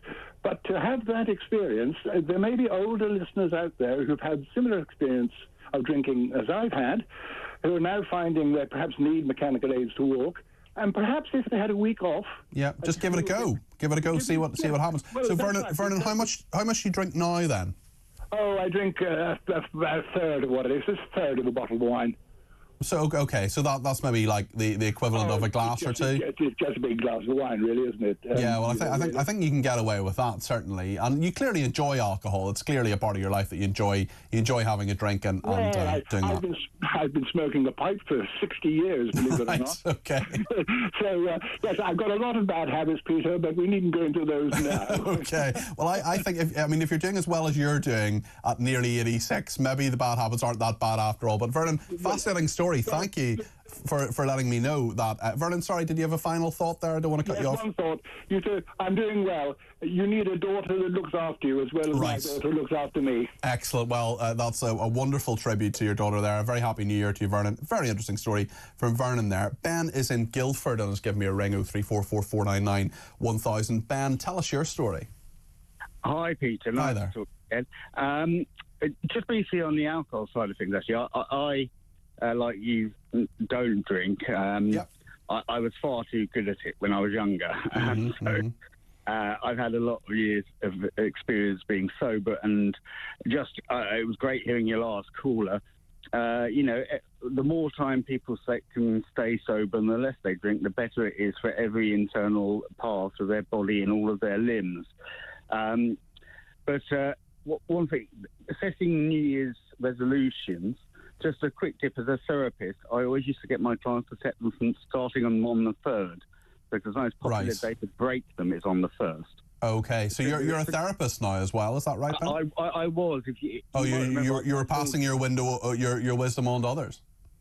Yes, I am now, because I'm disabled. I was in an accident. I was a few years back. I remember you telling me before, Ben. Sorry, it's come back to me now. I remember that. Yes. Yeah. So, but I've got a book coming out and things like that. But the reason really is the change to the syllabus, the change to the idea of education.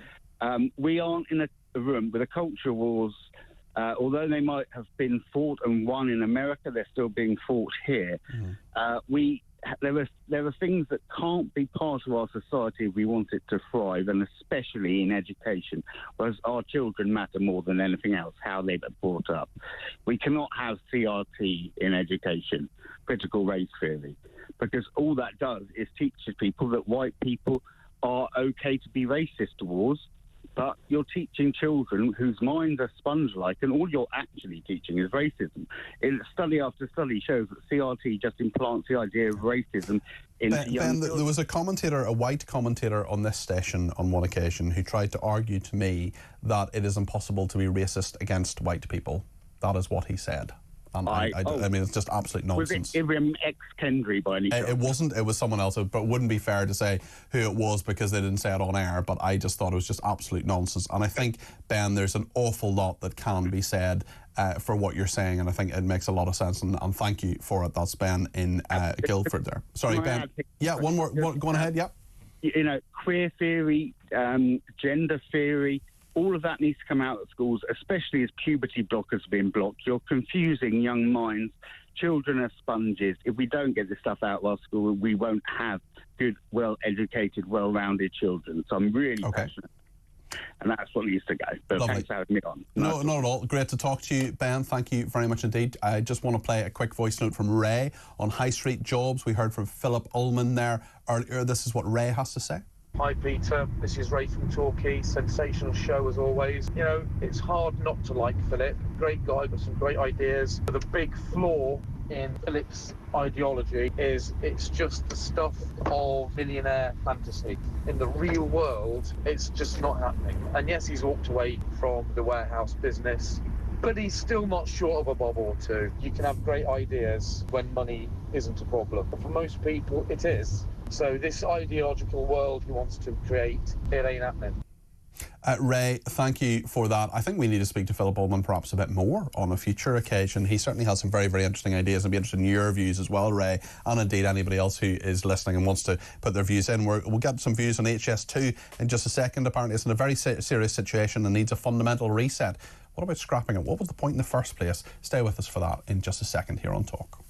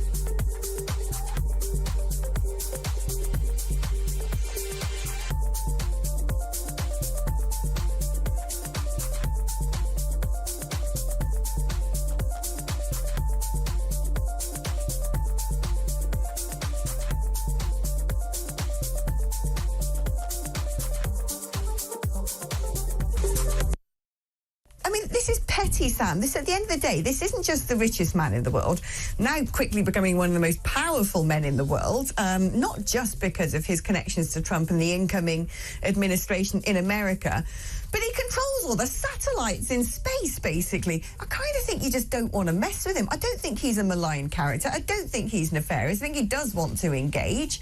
But shutting him out, I mean, it might be the right of a government to say, we don't like your politics and your attitude, so we won't do business with you. But grow up.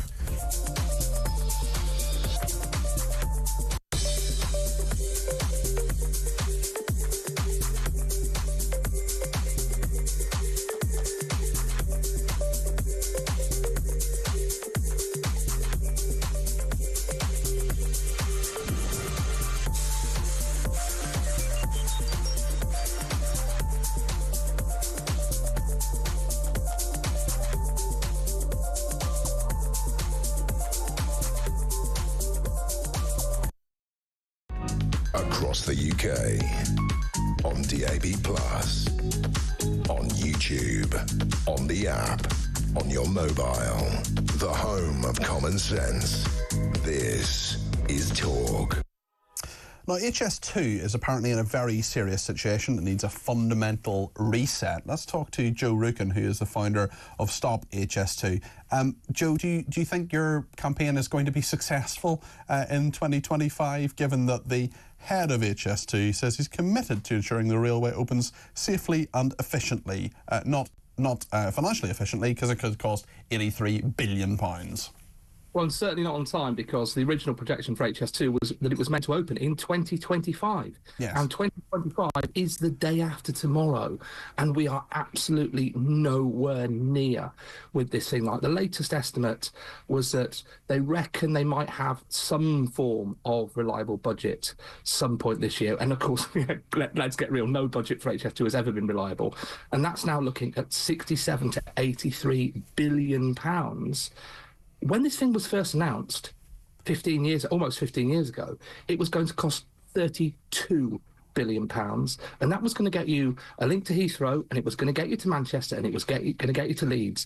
And now we are talking about up to 83 billion just for the southern end of it. And you know what they say, Joe, a billion here, a billion there, sooner or later it all adds up to real money. Yeah. Oh, absolutely. Well, the problem is that, and you see this, people ask, why can't we do infrastructure on budget? Why can't we do it properly? Well, we sort of did with the Elizabeth line in London. Crossrail wasn't brilliant, but the Elizabeth line in London, the tube line, was largely successful. People like it.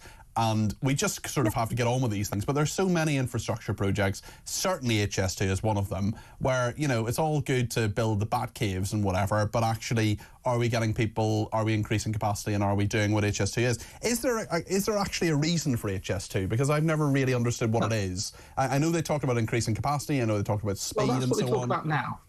Originally, it was going to be that it was a brilliant business case. It was then about getting, which obviously completely turned the shot. Then it was about taking flights out of the air, and obviously they then realised actually there's very little in terms of in terms of domestic aviation that HS2 could possibly relieve. Then it was about getting freight off the railways, which HS2 doesn't do, because the number of passenger trains that you can remove from the railway is so low. And this is the thing, it's about freeing up capacity. And a lot of arguments are put forward which sound like they should be true, and then you realise that you're going to remove a minuscule number of trains from the existing rail network. And if you really wanted to increase capacity on the rail network, you put the whole thing onto in-cab signalling. So that instead of basically having traffic lights on the side of the railway, which have line of sight problems and massively reduce your capacity, you put it all on a digital network whereby train A knows how far train B is in front of it. That massively increases your capacity on the railway at no environmental cost whatsoever. It's loads cheaper, and it benefits the entire network, opposed to these tiny corridors that HS2 benefits. The real reason for doing it is it makes loads of money for the construction industry, and that's why it was never going to come in on budget. This dude, Mark Wilde, who's the chief executive of HS2, he says the prize is clear, however the programme is in a very serious situation that requires a fundamental reset to enable it to be delivered by the lowest feasible cost. Fundamental reset, is that even possible at this stage? No. The problem is that HS2 has been driven by wishful thinking from the start. And one of the big problems right now is one of the big problems we've had right from the start is Euston. Because what happened when HS1 was built, there was this massive redevelopment around King's Cross St Pancras, and they thought, oh, we can do this at Euston. What they didn't seem to take into account is at King's Cross St Pancras, you had all the derelict railway land, you had room to actually put those developments in. At Euston, the station that you are promising with the number of platforms and the number of tracks simply cannot fit into the area of land that is being taken. And that is why I think we're now on possibly the 7th, maybe the 8th redesign of Euston Station over the last 15 years, because you simply cannot fit what they want to build into the available space. And that's why it's such a mess. And it's always been such a mess. And not just the station, but the approach, the throat coming into Euston. Again, there's not enough room to get what they want in there. And the whole thing has been driven by wishful thinking. Joe, thanks for your thoughts there. That's Joe Rukin there, founder of Stop HS2. Appreciate your thoughts there. Thanks to everybody else who's been in touch. Howard has been in touch on working from home, as there's no way will I believe working from home or abroad is more productive or beneficial to the public. Some jobs, mainly self-employed, or a computer programmer, accountant, some journalists or similar, maybe. If you think about it, customer care could be better with tech support. Customer care, though, gets worse and worse within the public sector. That drop of 8.5% in the public sector is probably more as manning the public sector has grown. In my position of responsibility over 6 departments, I've kept in touch when on holiday, but running and managing people permanently, no. Some may say I'm inefficient, why not use Zoom, etc. Nonsense. Sound man management, leadership is important. Finally, to those working from home, it's a non-job, maybe not really needed. If that is not so, change the contract to self-employed, says Howard. Interesting one there. On the satellites that are apparently going to solve the problem in regard to migration, Brian has said, will they pinpoint the illegal immigrants on the French shores so their location can be given to the French police? Otherwise, it is just a waste of taxpayers' money, which could have gone on pensioners' fuel payments, says Brian, which is a very, very good point. We're going to talk to James Mathewson in just a second, former Labour spokesman, about Labour, about the problems that they have at the moment. They want to make the national curriculum more diverse. They're saying VAT on school fees is something they're going to do. Also, could they lose 200 seats in the next election? Could there be another very dramatic change? Well, that's what one poll, of course it's only one poll, says. We'll talk to James in a second. We'll get your views too. 0344 499 1000.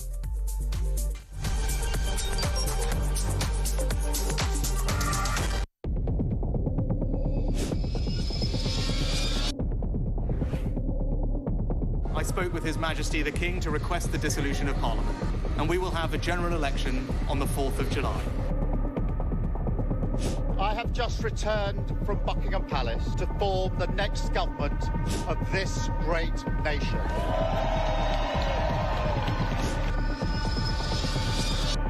Take a look at what happened.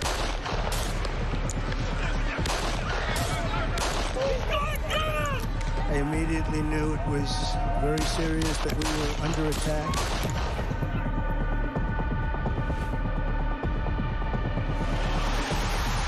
The time has come, and this surely is England's time. Williams, who scores, and Spain lead. A shot from distance is in. It is Cole Palmer. Low ball in on ball, slides it in. An absolute killer of a goal. I agree with the protest, but I don't think the violence was anywhere near necessary. No, I mean, I don't think anyone, Nigel, would ever think that the violence was the answer at all.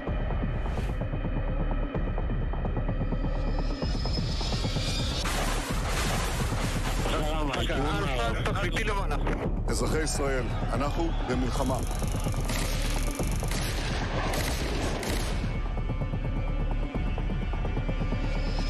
I probably took a bullet to the head because of the things that they say about me. If Donald Trump were president, Putin would be sitting in Kyiv right now. In Springfield, they're eating the dogs. The people that came in, they're eating the cats.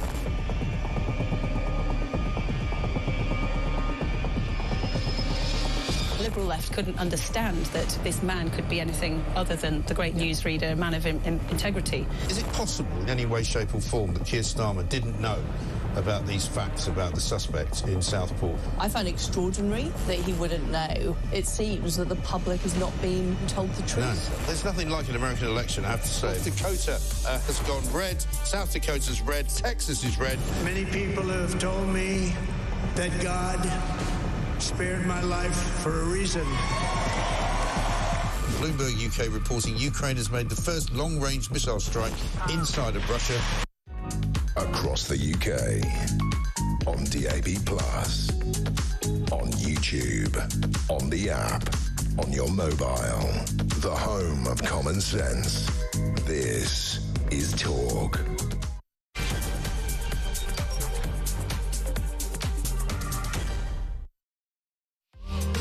Well, a very good evening. This is Talk Drive. I'm Peter Cardwell. I wonder if you are driving at the moment or whether you're like the rest of the country, perhaps sitting at home, perhaps watching on the telly, maybe listening on the radio. You're very welcome, whatever you're up to. And there's lots to talk about, including Labour's plan to put VAT on school fees. It says that middle-class families support this policy and they're applauding it and think it's wonderful. They also want to make the national curriculum more diverse. There's a big poll as well out in the Sunday Times yesterday saying that Labour would lose 200 seats and almost a third to reform if the election were held today. It's not, of course. It won't be for another 4.5 years, probably.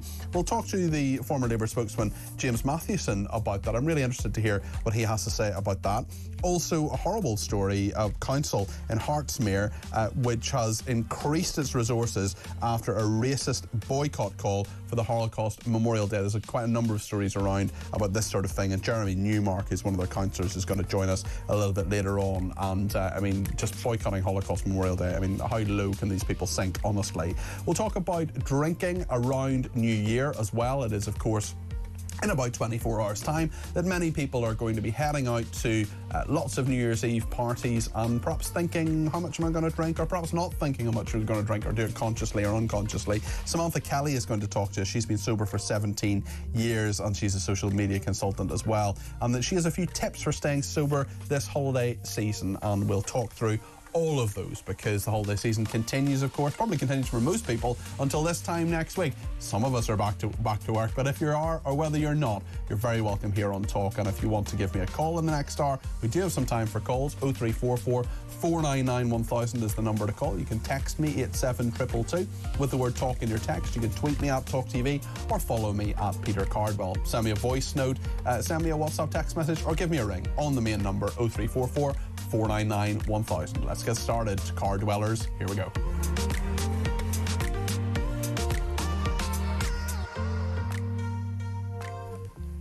Well, let's talk to James Mathewson now. He is a former Labour spokesman. And James, I've been wanting to talk to you all day since I've seen this story, to be brutally frank. In fact, it was sort of out yesterday as well, but it's been around a little bit about Bridget Phillipson claiming middle-class families support Labour's VAT raid on school fees. Now, I think we will probably disagree on the point of a VAT raid on school fees and whether it will actually make sense or not, James. And we can talk about that if you want to, and I'm very happy to. But I mean, does she honestly expect us to believe that middle-class people are sitting around going, oh, isn't it marvellous that there's taxing, they're putting VAT on school fees? Isn't this great? Well done, Labour. It's a strange comment from Bridget Phillipson, isn't it? It is a bit weird, and she's usually quite sensible. It's kind of one of those things where, like, you know, once you get attacked for something in a policy and you go, well, actually, my friends like it, or, you know, such and such likes it. She just goes to another school. My girlfriend thinks it's brilliant, but she goes to another school. Yeah, it's anecdotal information, isn't it? And, you know, it never really makes any sense because, of course, we know people and we are surrounded by people who agree with us. That's the nature of our lives a lot of the time. So, you know, I understand that. But, you know, to say middle-class people across the board, you know, middle-class, there's a lot of middle-class people in Britain. And I think the whole class argument that's been interwound with the whole private school and the VAT and private school discussion is what's at the centre of this, because Labour wanted to try and make it clear that, there is an element of class about this, but at the same time, the Labour Party is not 100% comfortable talking about class because it has to try and pitch itself to people of different classes, to traditionally working class communities and culturally working class people, and then, of course, middle class people as well. So, the Labour Party, it's not always in its best interest to talk about class, but there is always a desire from Labour politicians to do so. So they find themselves in a difficult situation like this where they mention it and then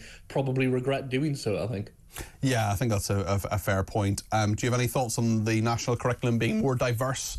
James, do you think that's a good thing, bad thing, or should we be worried about this?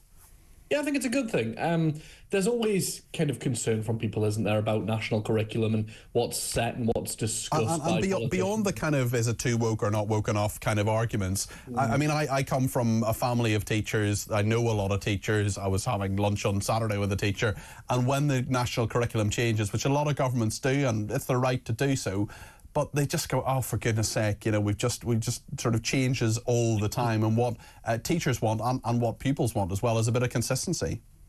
Yeah, it's a better direction, at least, than things being banned. And if we look over to America, where, so many books, even To Kill a Mockingbird and the likes of that being banned in some states because they're not comfortable talking about some of those issues that are raised in those books. And it's important that through education, people are challenged, because school is often the only place where you will meet people of different backgrounds and different opinions to yourself.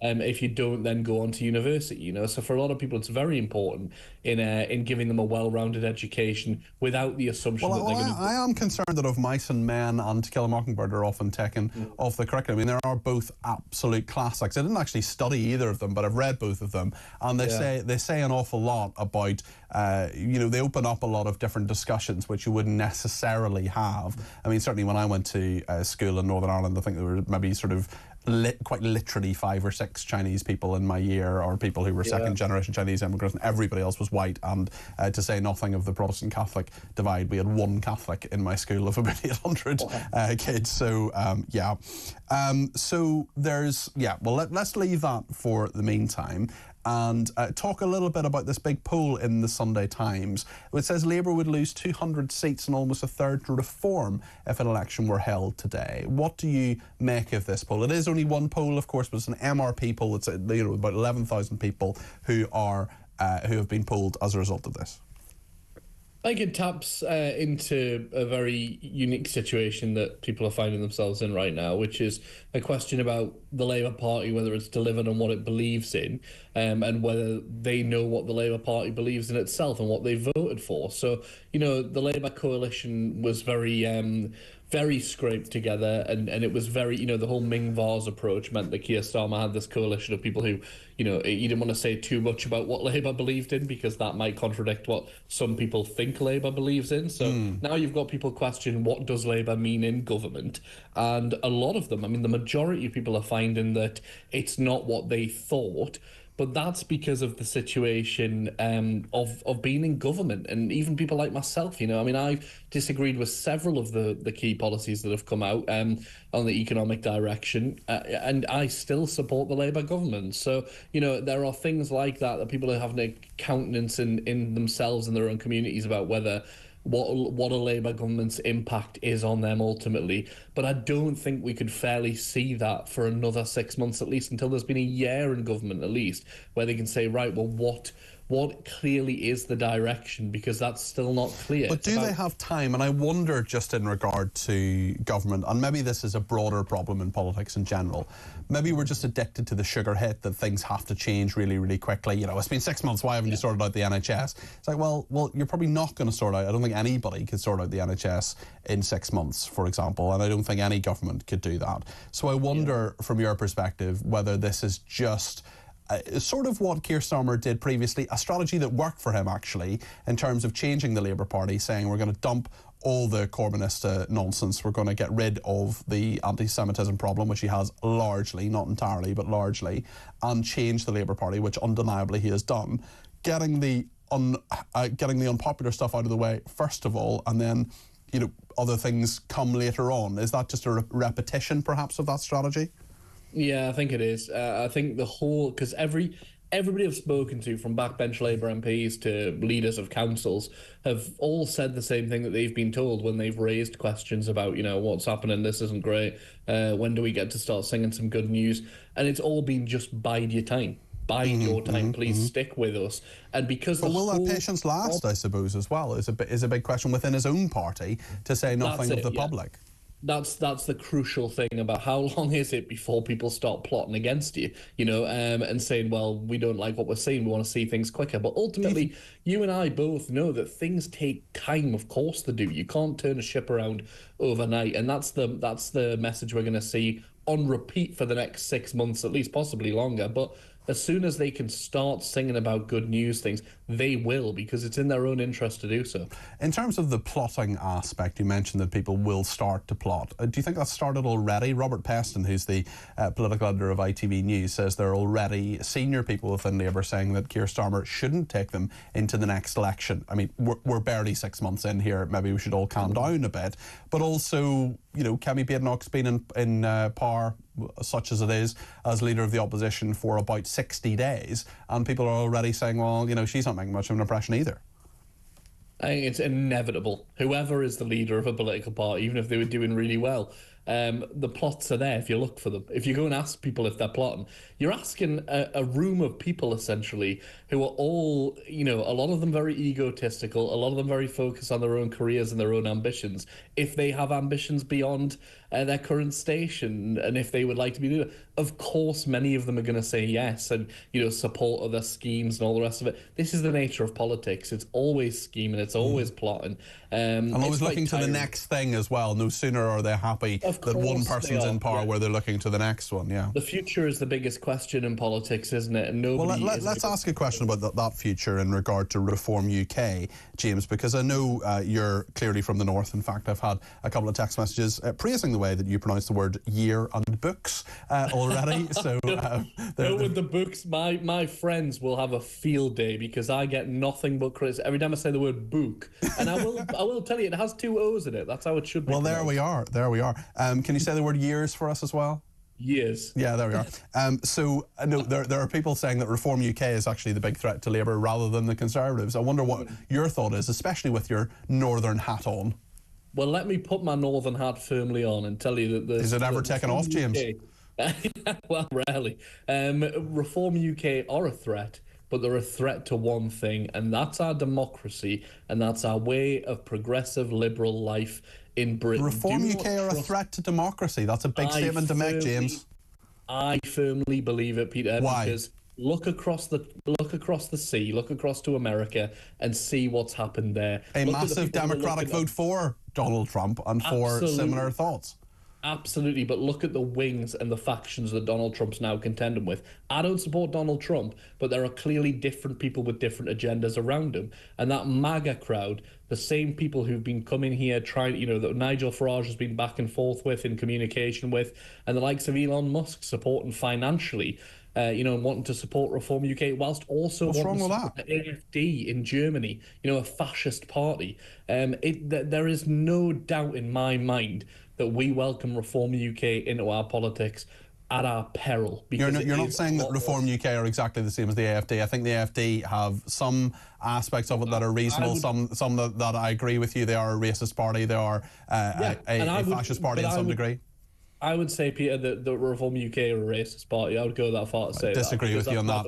I'm afraid I strongly disagree with you on that. It's my belief on that. And the AfD, at the end of the day, why are the same people who are wanting to back the AfD in Germany wanting to back Reform UK in Britain? Ask yourself that question. It's concerning. Listen, Elon Musk, who isn't a racist, I hasten to add in case he sues me, is someone who can support who he wants, and the rules are there in order to do that. And I'm sure that were Reform UK to receive a huge amount or even a small amount from him, they'd be very grateful to do so. But the fact is that you cannot ignore 4.1 million people who voted Reform at the last election. And those people should be listened to, by the way, and I would never hesitate for a moment to say those people, not calling those people racist, I'm not calling those people, but I'm saying be careful, because the promises that Reform UK are making to those people, they're also saying they want less tax, but they want to get rid of homelessness.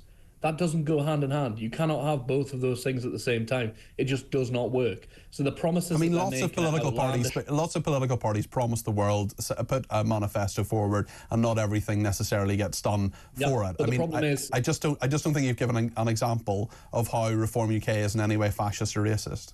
Well, it's the people that they're blaming, Peter, because you look at where politicians point to and the people that they blame for our problems. And with Reform UK, there's a scapegoat at the centre of this, and it's always people who are the most vulnerable. It's the immigrants, it's the people coming here, and increasingly, as we see with the MAGA Republicans in America, it's not just about countries that they come from. Well, I'm sure Reform UK would argue. I can't. That are okay. Okay, James, I'm not speaking for Reform UK. I'm not a member of any political party, but I'm sure they would say there are lots of vulnerable people here in the UK who perhaps aren't getting the services and the public spending that they need on them because of the pressures of immigration, for example. The problem is, Peter, the people that they give an example of that always have the same skin colour, and that's a telling thing. I don't think that's the case at all.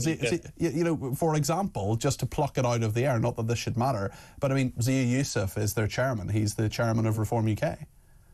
Yeah, and I'm not saying for 1 minute the whole project is doomed to racism. I'm saying that there are people at the centre of that project who will use these voices of discontent, of racist voices. Look at their reaction to the riots, you know, after the Southport stabbings. Look at the way that that was handled by people in Reform UK and by Nigel Farage and by the likes of Lee Anderson. They are seeking to use that division and ride it into power. Whether they believe in those things or not, they're grifters. And I believe Nigel Farage is the biggest grifter that there is in British politics, because he's used cause after cause after cause to make himself either wealthy or more powerful. Okay, well, I think we have a lot of viewers and listeners who will disagree with you. They're welcome to make their voice heard. 0344 499 1000, and we will disagree whilst being disagreeable at all times. James, thank you. James Mathewson, former Labour spokesman there.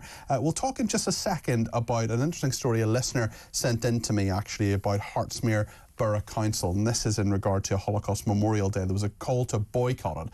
Why would you boycott Holocaust Memorial Day? Well, I think we know the answer to that, and we're going to get more detail on that from one of the councillors, Jeremy Newmark, in just a second here on Talk.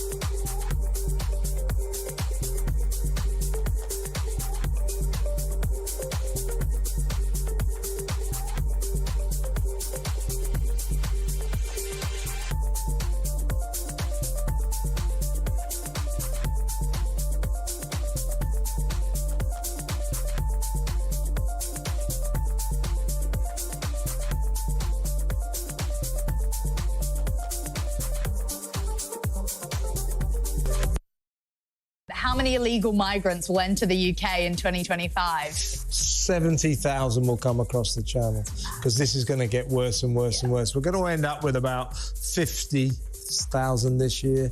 Next year, I think 70,000. Labour have got no way of stopping this. No plans, no deterrence. They make this country more and more attractive for people to just jump onto boats.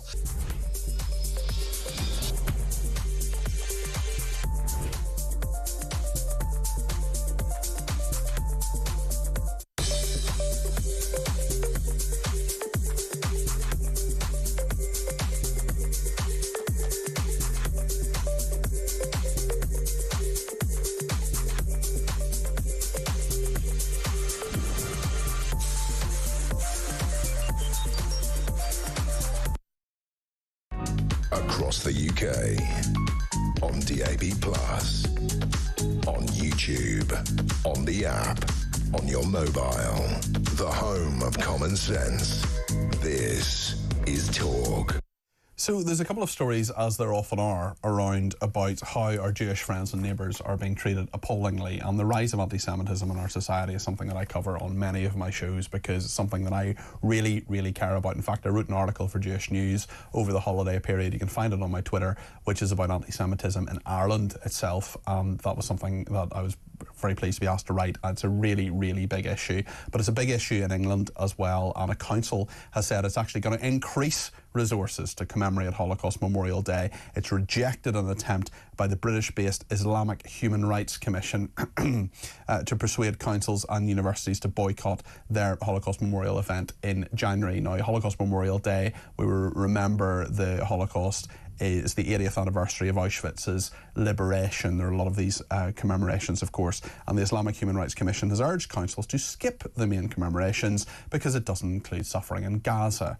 Right, first of all, what's happening in Gaza isn't a Holocaust, it isn't a genocide. It is something which is a war between two countries, and the war was started by Hamas terrorists. It's terrible what's happening in Gaza. I'm really sorry it's happening. I really hope it doesn't happen. I hope the ceasefire happens soon. I hope the hostages are given back, but it is not a Holocaust and it is not a genocide. Factually, it is neither of those things, so it shouldn't be remembered on International Holocaust Day. What should be remembered on International Holocaust Day is the Holocaust. Call me old-fashioned. Jeremy Newmark is a councillor at Hartsmere Borough Council.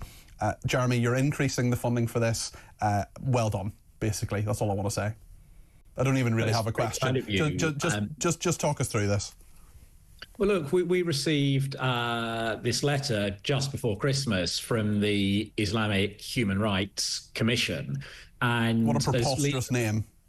Absolutely. Warped, in fact. For any human rights organisation to be calling upon councils and educational institutions to boycott the established official Holocaust Memorial Day Trust is quite shocking. And it was my view as leader of the council of an area that covers one of the largest Jewish communities in the UK and has a thriving and growing Muslim community, that actually what this letter was trying to do was ride roughshod through the positive community relations that we have managed to not only sustain but actually galvanize since the terrible events sparked by the Hamas terror attacks in southern Israel on October the 7th, 2023. And it struck me that if a British NGO, registered charity, is able getting tax breaks through its charitable status as well. That's something we've discussed on my programmes before, something I think we need to keep more a good eye on. And they wrote to, this is Masood Sajare, sent out a statement saying he'd written to 460 councils and universities across the UK, having unsuccessfully lobbied the Holocaust Memorial Day Trust to include Gaza in the list of places where genocide has taken place. Maybe that's because genocide hasn't taken place there. Maybe that's the reason. He says, in view of the overwhelming evidence pointing to the crime of genocide being perpetuated in Gaza, it is imperative that if the Holocaust Memorial Day Trust is to retain any credibility as a commemoration, it must be universal in scope and inclusive and recognise the genocide currently unfolding in Gaza. It is also imperative that if we are to remain faithful to the aim of stopping current and preventing future genocides, that we include the genocide that is unfolding in our time. He keeps saying genocide. It's not a genocide. That's not the point. The point is to remember the Holocaust and what happened in the Second World War. And of course, this Islamic Human Rights Commission, so-called Islamic Human Rights Commission, is simply manipulating and using the tragic events in Gaza and the Middle East to pursue an agenda that it's had for a number of years. Back in 2021, well before any of the current Gaza conflict was had started, the same organisation, the same chairman, was already seeking to undermine National Holocaust Memorial Day by establishing a competitor national day called the Genocide Memorial Day. Now, you have to ask yourself why an organisation would consistently seek to undermine and dilute commemoration of the Holocaust. It might be because of the Islamic Human Rights Commission's very close links to the Iranian regime. It might just be plain old naked anti-Semitism. It's sinister, and it's wrong. And that's why I felt that the right response to this would be to increase the resource that we as a council put into marking Holocaust Memorial Day. We were one of the first to mark Holocaust Memorial Day over 20 years ago in terms of local government. We have always enjoyed strong participation from our local Muslim community, and I'm confident that that will continue. And we've got to remember that there are many, many people from all sorts of aspects of the community who do support this, because there were 6 million Jews, but there weren't just Jews. There were lots of people from lots of different backgrounds who were murdered, slaughtered in the Holocaust. And this is just this attempt by this guy and his organisation is really pretty offensive, actually, to try to dilute this in any way. I just wonder, I mean, I see again today Nicole Lampert, who's a wonderful journalist who I follow and have interviewed as well, the World Indoor Championships of Bowls, for example, in Australia, has said that Israel can't take part because of what's happening and has banned Israel. And I mean, this is, bowls is meant to be a very kind of sedate sport, but nonetheless, due to the challenges and experiences regarding the involvement of Israeli bowlers, they're saying there's significant escalation in related political concerns. I mean, there's so much anti-Israel sentiment, there's so much anti-Jewish sentiment, some are related, some are not. And as well as the council story, I just wonder if I could maybe ask your view on the sort of wider anti-Semitism issue, how it affects Jewish people, particularly in all of this media coverage, because it's a battle a day. I mean, it just must be very, very wearing for you. I try to cover it as much as I can on my programmes because it's just horrendous. But it must be very wearing for people like you. It certainly created a huge sense of vulnerability across the British Jewish community. We see it particularly in a stark way here in Hertsmere. In fact, only yesterday in our neighbouring borough of St Albans, a public menorah set up to mark and commemorate the Jewish festival of Hanukkah was shockingly not just vandalised, actually completely destroyed, supposedly in the name of the Gaza conflict. You have to ask yourself, horrendous, what is it that motivates people to think that by destroying a Jewish religious symbol in the UK, they are in any way doing anything that might bring a better future for Palestinian and Israeli children. And with the bowls boycott as well, I think it does link back to the need to put more resources into educating around the Holocaust, because any Holocaust historian will tell you, where did it start? It started with the boycotting of Jews in Nazi Germany. It was boycotting that preceded the road to mass orchestrated extermination of an entire nation. And when we see thinly veiled and thinly disguised attempts to use the Middle East conflict as a way to boycott the world's only Jewish state, and ultimately it is Jewish bowlers, Jewish athletes who are affected by this boycott, you have to wonder where this kind of activity will lead. I want to just read you something from Tanya, who's in London. She says, just sent me a message here. She says, I'm becoming increasingly frustrated, Peter, by the ongoing efforts to cancel any recognition of the Holocaust. I'm a Polish Catholic. I lost many members of my family in the concentration camps. It's vital we continue to honour the memory of all of those who are brutally murdered by the Nazis. It's deeply concerning that some groups, particularly certain Muslim organisations, appear to oppose this remembrance. Their actions only highlight a troubling undercurrent of anti-Semitism. Tanya, I think you're absolutely right. I worry it's more than an undercurrent as well, and I wonder what you think, Jeremy. Well, look, Peter, I think any form of attempts to revise, dilute or cancel commemoration of the Holocaust is deeply worrying. What's even more pernicious about the efforts of the Islamic Human Rights Commission is that what they've done is taken a war ultimately started by Hamas, itself a genocidal terror organization whose own charter calls upon its members, its followers and its adherents to annihilate Jews around the world. So what you've got is an organization in the IHRC effectively not only seeking to cancel National Holocaust Memorial Day, but doing so on the back of tacitly supporting an organisation who actually actively seeks to repeat the Holocaust. I'm sure they would deny that they support Hamas, but listen, I think there are many, many questions that can be asked of the IHRC. We have read out their statement there, I should say. Just in regard to the menorah there that you mentioned, the very public menorah, the candles that are lit, and the symbol of that, of course, it is Hanukkah at the moment in St Albans. Will that be rebuilt, re-put up, or maybe it has been already? Just what's the latest on that, Jeremy, from what you've seen? I believe that a temporary replacement was brought in, and a larger celebration than was intended actually took place last night. Delighted. So I think Excellent. just as we've doubled down on for Holocaust Memorial Day, the rabbi in Bricket Wood in St Albans quite rightly doubled down on celebration of Hanukkah, and our response to all of this darkness, all of this racism, and all of this anti-Semitism, particularly at this time of year, should be one of spreading light, tolerance. Absolutely. What are you doing now that you weren't doing previously?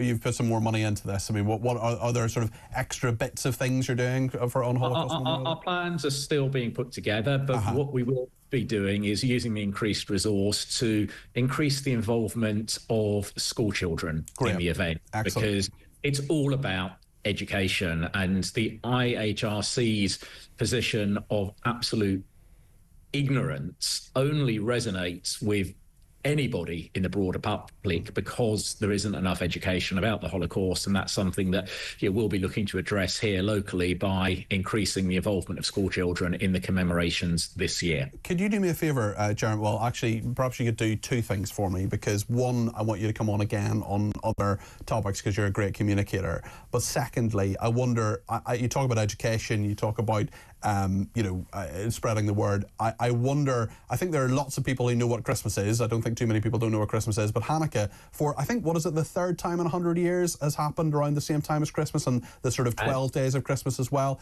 Can you just tell us in a minute or so, just for people who might not know what Hanukkah is, what is Hanukkah? So Hanukkah is the Jewish festival of lights. It always falls in the winter time, darkens it as you have the dark evenings drawing in. It commemorates the victory of a small group of Jewish warriors known as the Maccabees over the Greek Empire at a time when the Greeks were in fact imposing what is the first recorded instance of state religious persecution against the Jews of the time. And it culminated in the desecration of the temple in Jerusalem. There was a sort of story of a miracle in which the menorah, the light in the temple, was unable to be lit because they couldn't find a vial of oil, and miraculously, the story goes, they found enough oil for one day, and it actually lasted for 8. So we light candles for 8 nights to commemorate that. But at its heart, Hanukkah is a story of the victory of the few over the many, and it's a story of the victory of light over darkness, and a story of the victory of hope over religious persecution.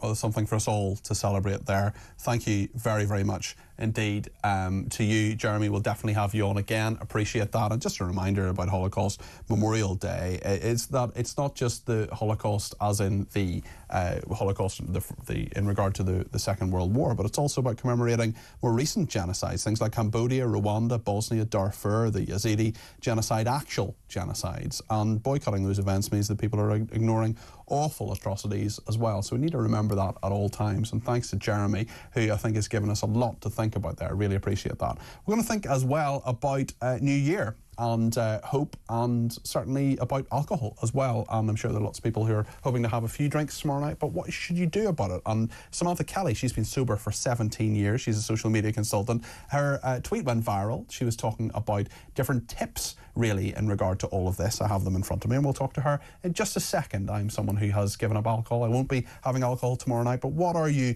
how should other people kind of essentially face it? And if it's your first sober time around this time of year, there are some tips that Samantha has that we'll talk about in just a second here on Talk.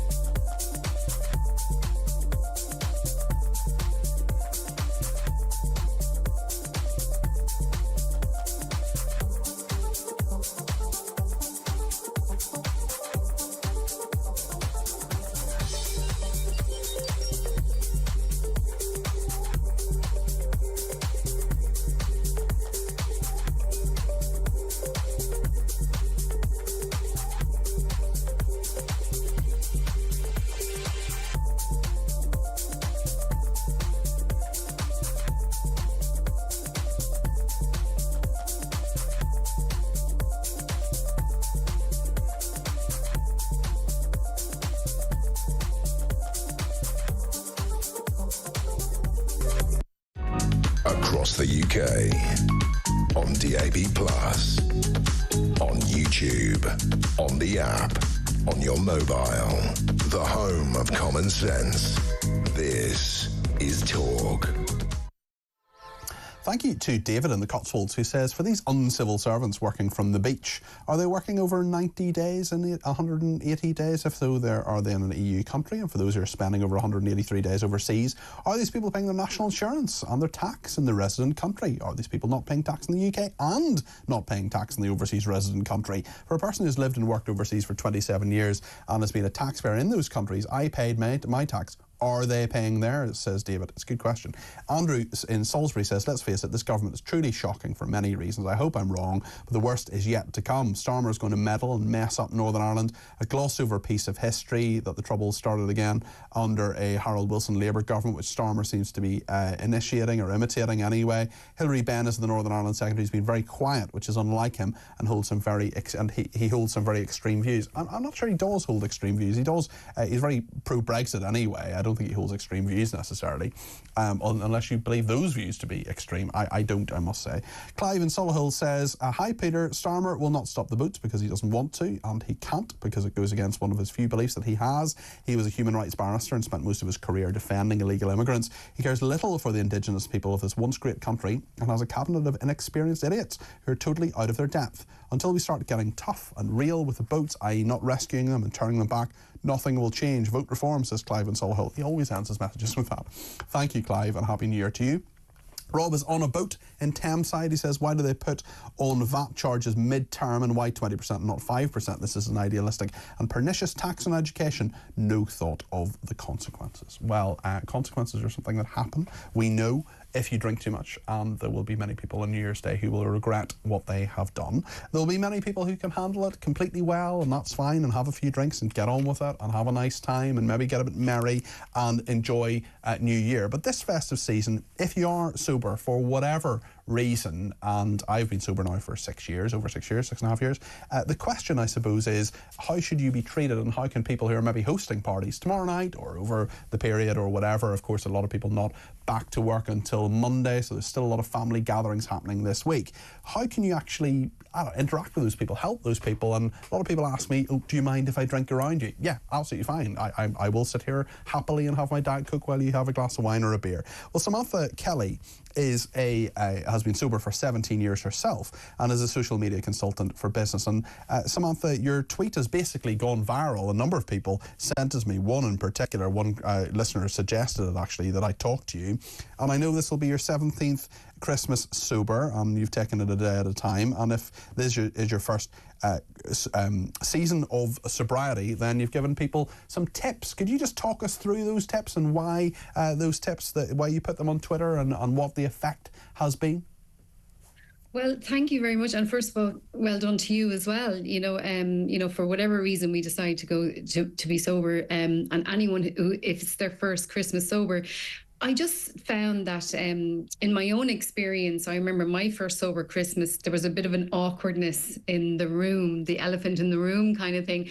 And I remember some people didn't drink at all, you know, because I was there. And I was like, oh, I wish they wouldn't do that. Do you know what I mean? It sort of makes it worse, actually, when people feel, I can't drink, I'm sort of doing something wrong. It's like, it's not about you, it's about me. Yeah. You know?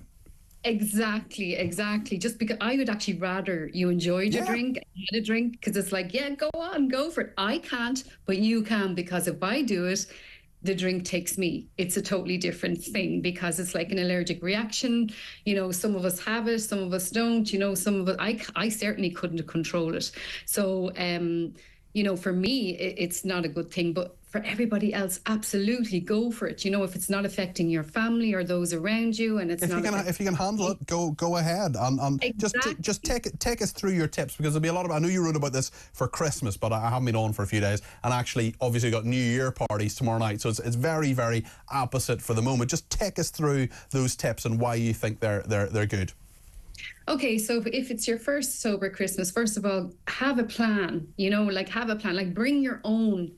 Whatever, mine is Coke Zero, right? So I bring my own Coke, yeah.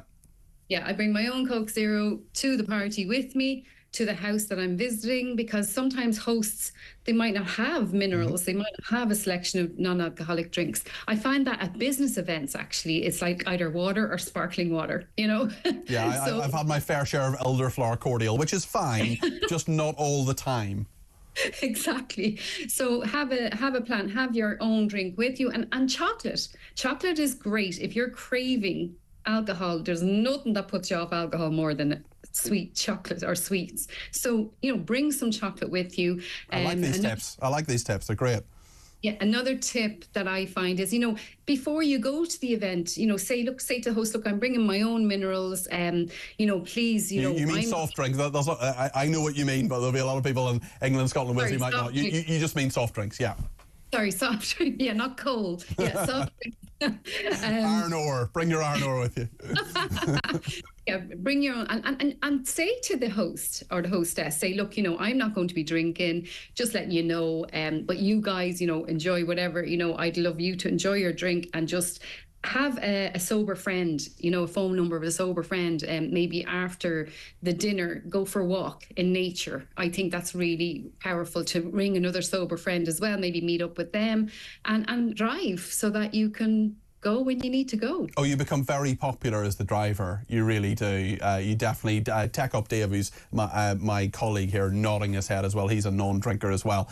And actually, when you're the person who's giving people a lift, they do like it, definitely. And it's interesting you're talking about, you know, your tips to people who are perhaps hosting the party or people who are drinking. Just treat us normally. Treat us like, you know, it's not the world's biggest thing just not to drink alcohol. It just because we're not doing it doesn't mean we can't accept that you're enjoying your holidays, and maybe it's part of what you do. But this is a tough time of year for a lot of people, and there will be a lot of people who will be very, very tempted, who've maybe been off alcohol for some time, maybe because they are an alcoholic. I mean, what would you say to them, Samantha?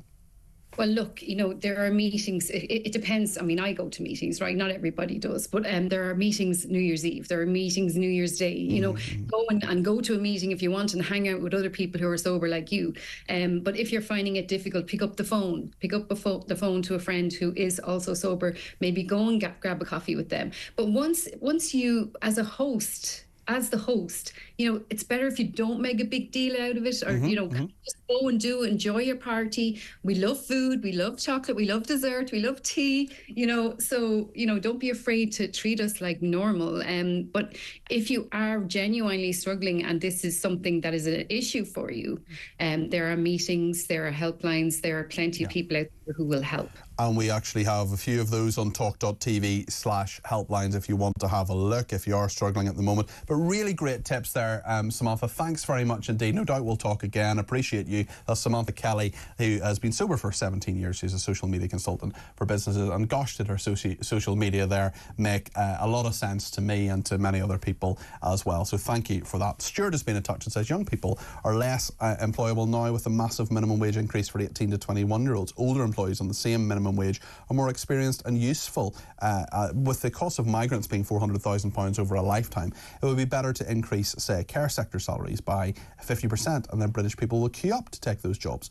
Brian says it would have made sense to start HS2 from Manchester to Birmingham and then to Euston. Brian says, didn't Starmer make up a value for money department? What a waste of money. The government's new value for money SAR will be paid at £950 a day, of course. Let's remember, the equivalent of about £250,000 a year. And thank you to lots of other people who've been in touch, including Nick in Woking, who says reform. James, talking about James Mathewson, James says reform are undemocratic but failed to give an example. Just being against a series of parties' policies doesn't make them a threat to our democracy. I did challenge him on that point. Thanks, Nick in Woking, for that. This person says James Mathewson's outrageous, calling reform racist. Their chairman and former deputy chairman are not British, of British genealogy. Putting British people first should be the job of all governments, not reform. And Lorraine says calling Reform UK racist and fascist is appalling. He's essentially calling all those who support reform fascist and racist. Well, he didn't do that, in fairness. This is a disgusting comment. He is clearly very worried about the threat reform has to Labour. Mathewson has to be held accountable for such outrageous comments, and he cannot make such sweeping statements without providing evidence. Well, I certainly did hold him accountable. I challenged him on a number of those points. And in fact, we have a couple of people who want to talk about this after the break, and we will do exactly that. Stay with us here on Talk.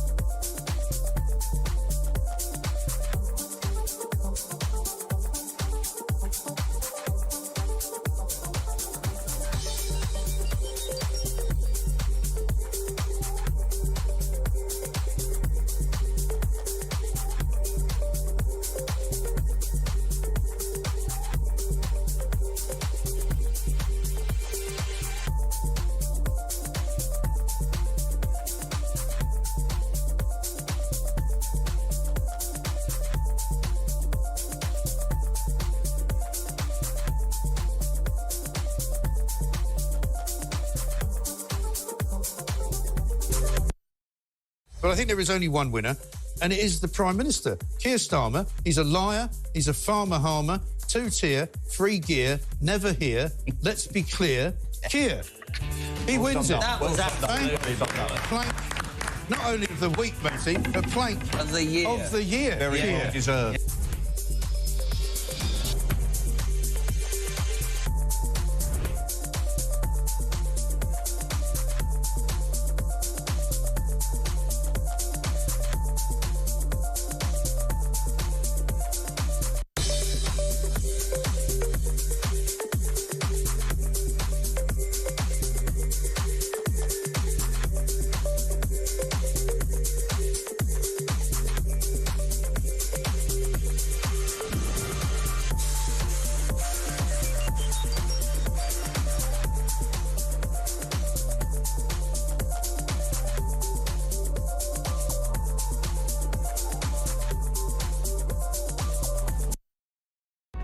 Across the UK, on DAB+, on YouTube, on the app, on your mobile, the home of common sense.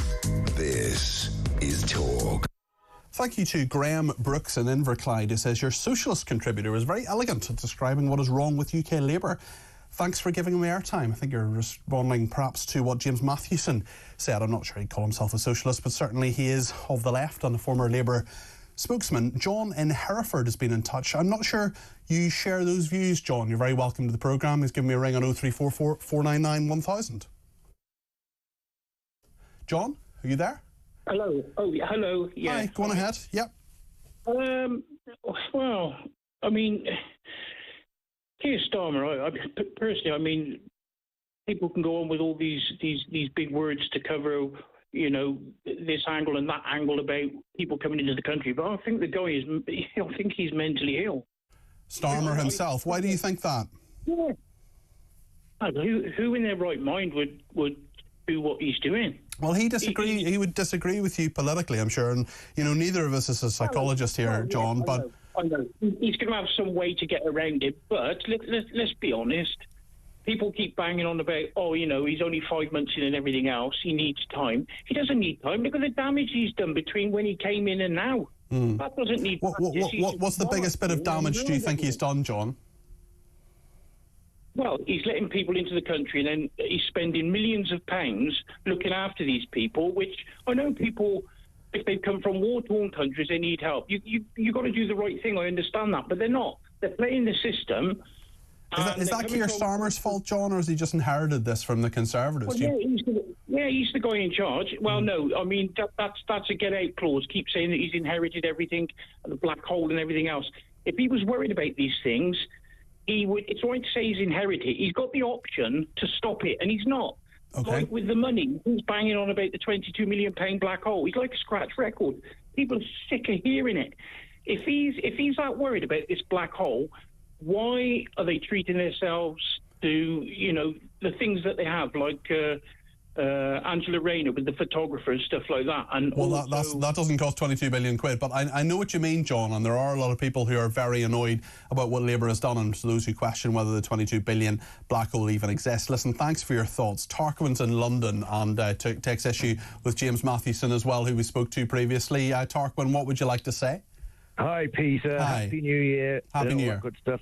Yeah, I think, well, Peter, I think, where do I start with James Mathewson, this Labour correspondent I heard?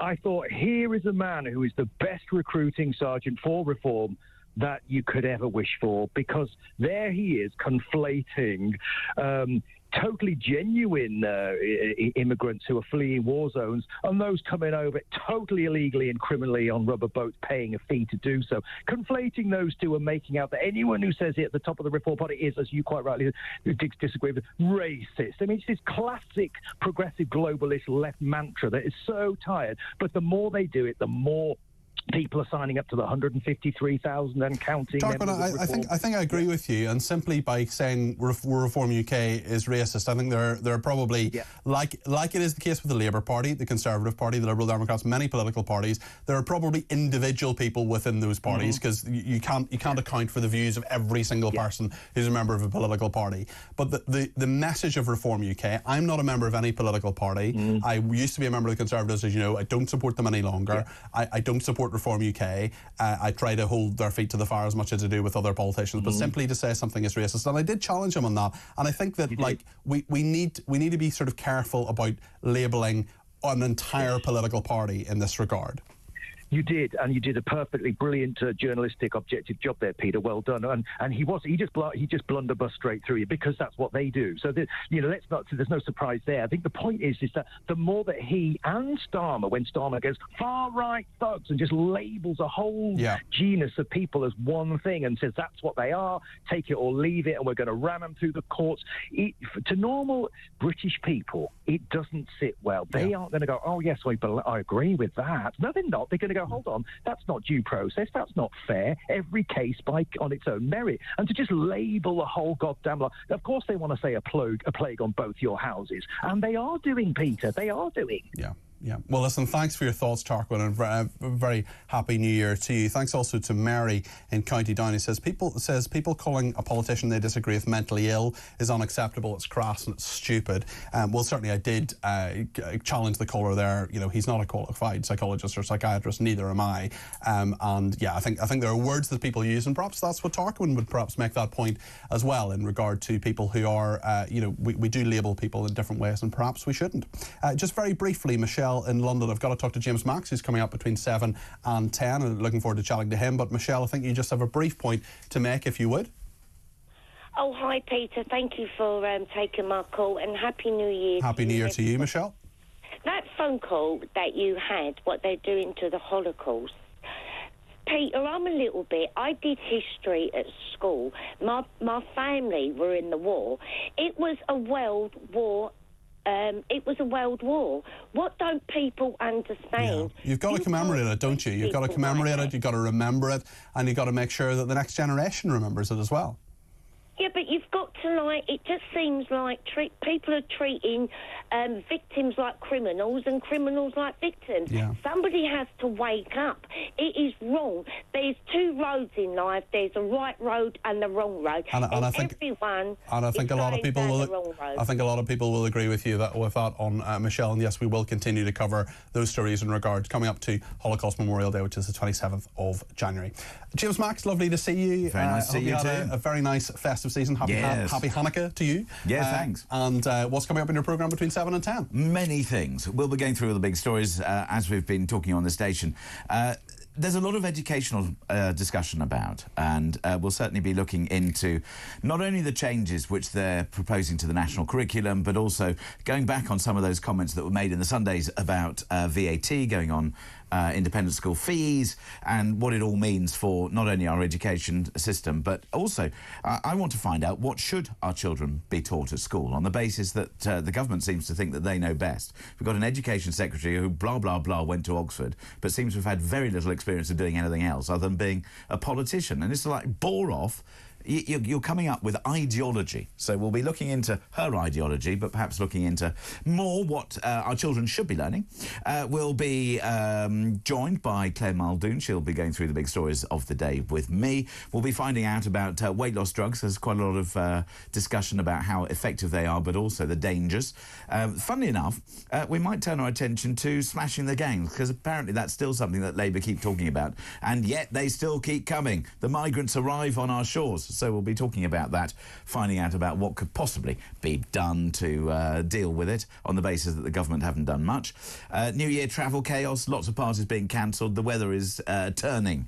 We're going to see some pretty heavy rain, wind, snow up north, all sorts. Yes, we have a colleague actually who's in Edinburgh at the moment. Everything's been sort of weathered off for him, and he's very annoyed. So I'm not surprised. No, well, indeed, it's certainly something we need to keep an eye on. And James, I hope you have a lovely show. Well, I'll try my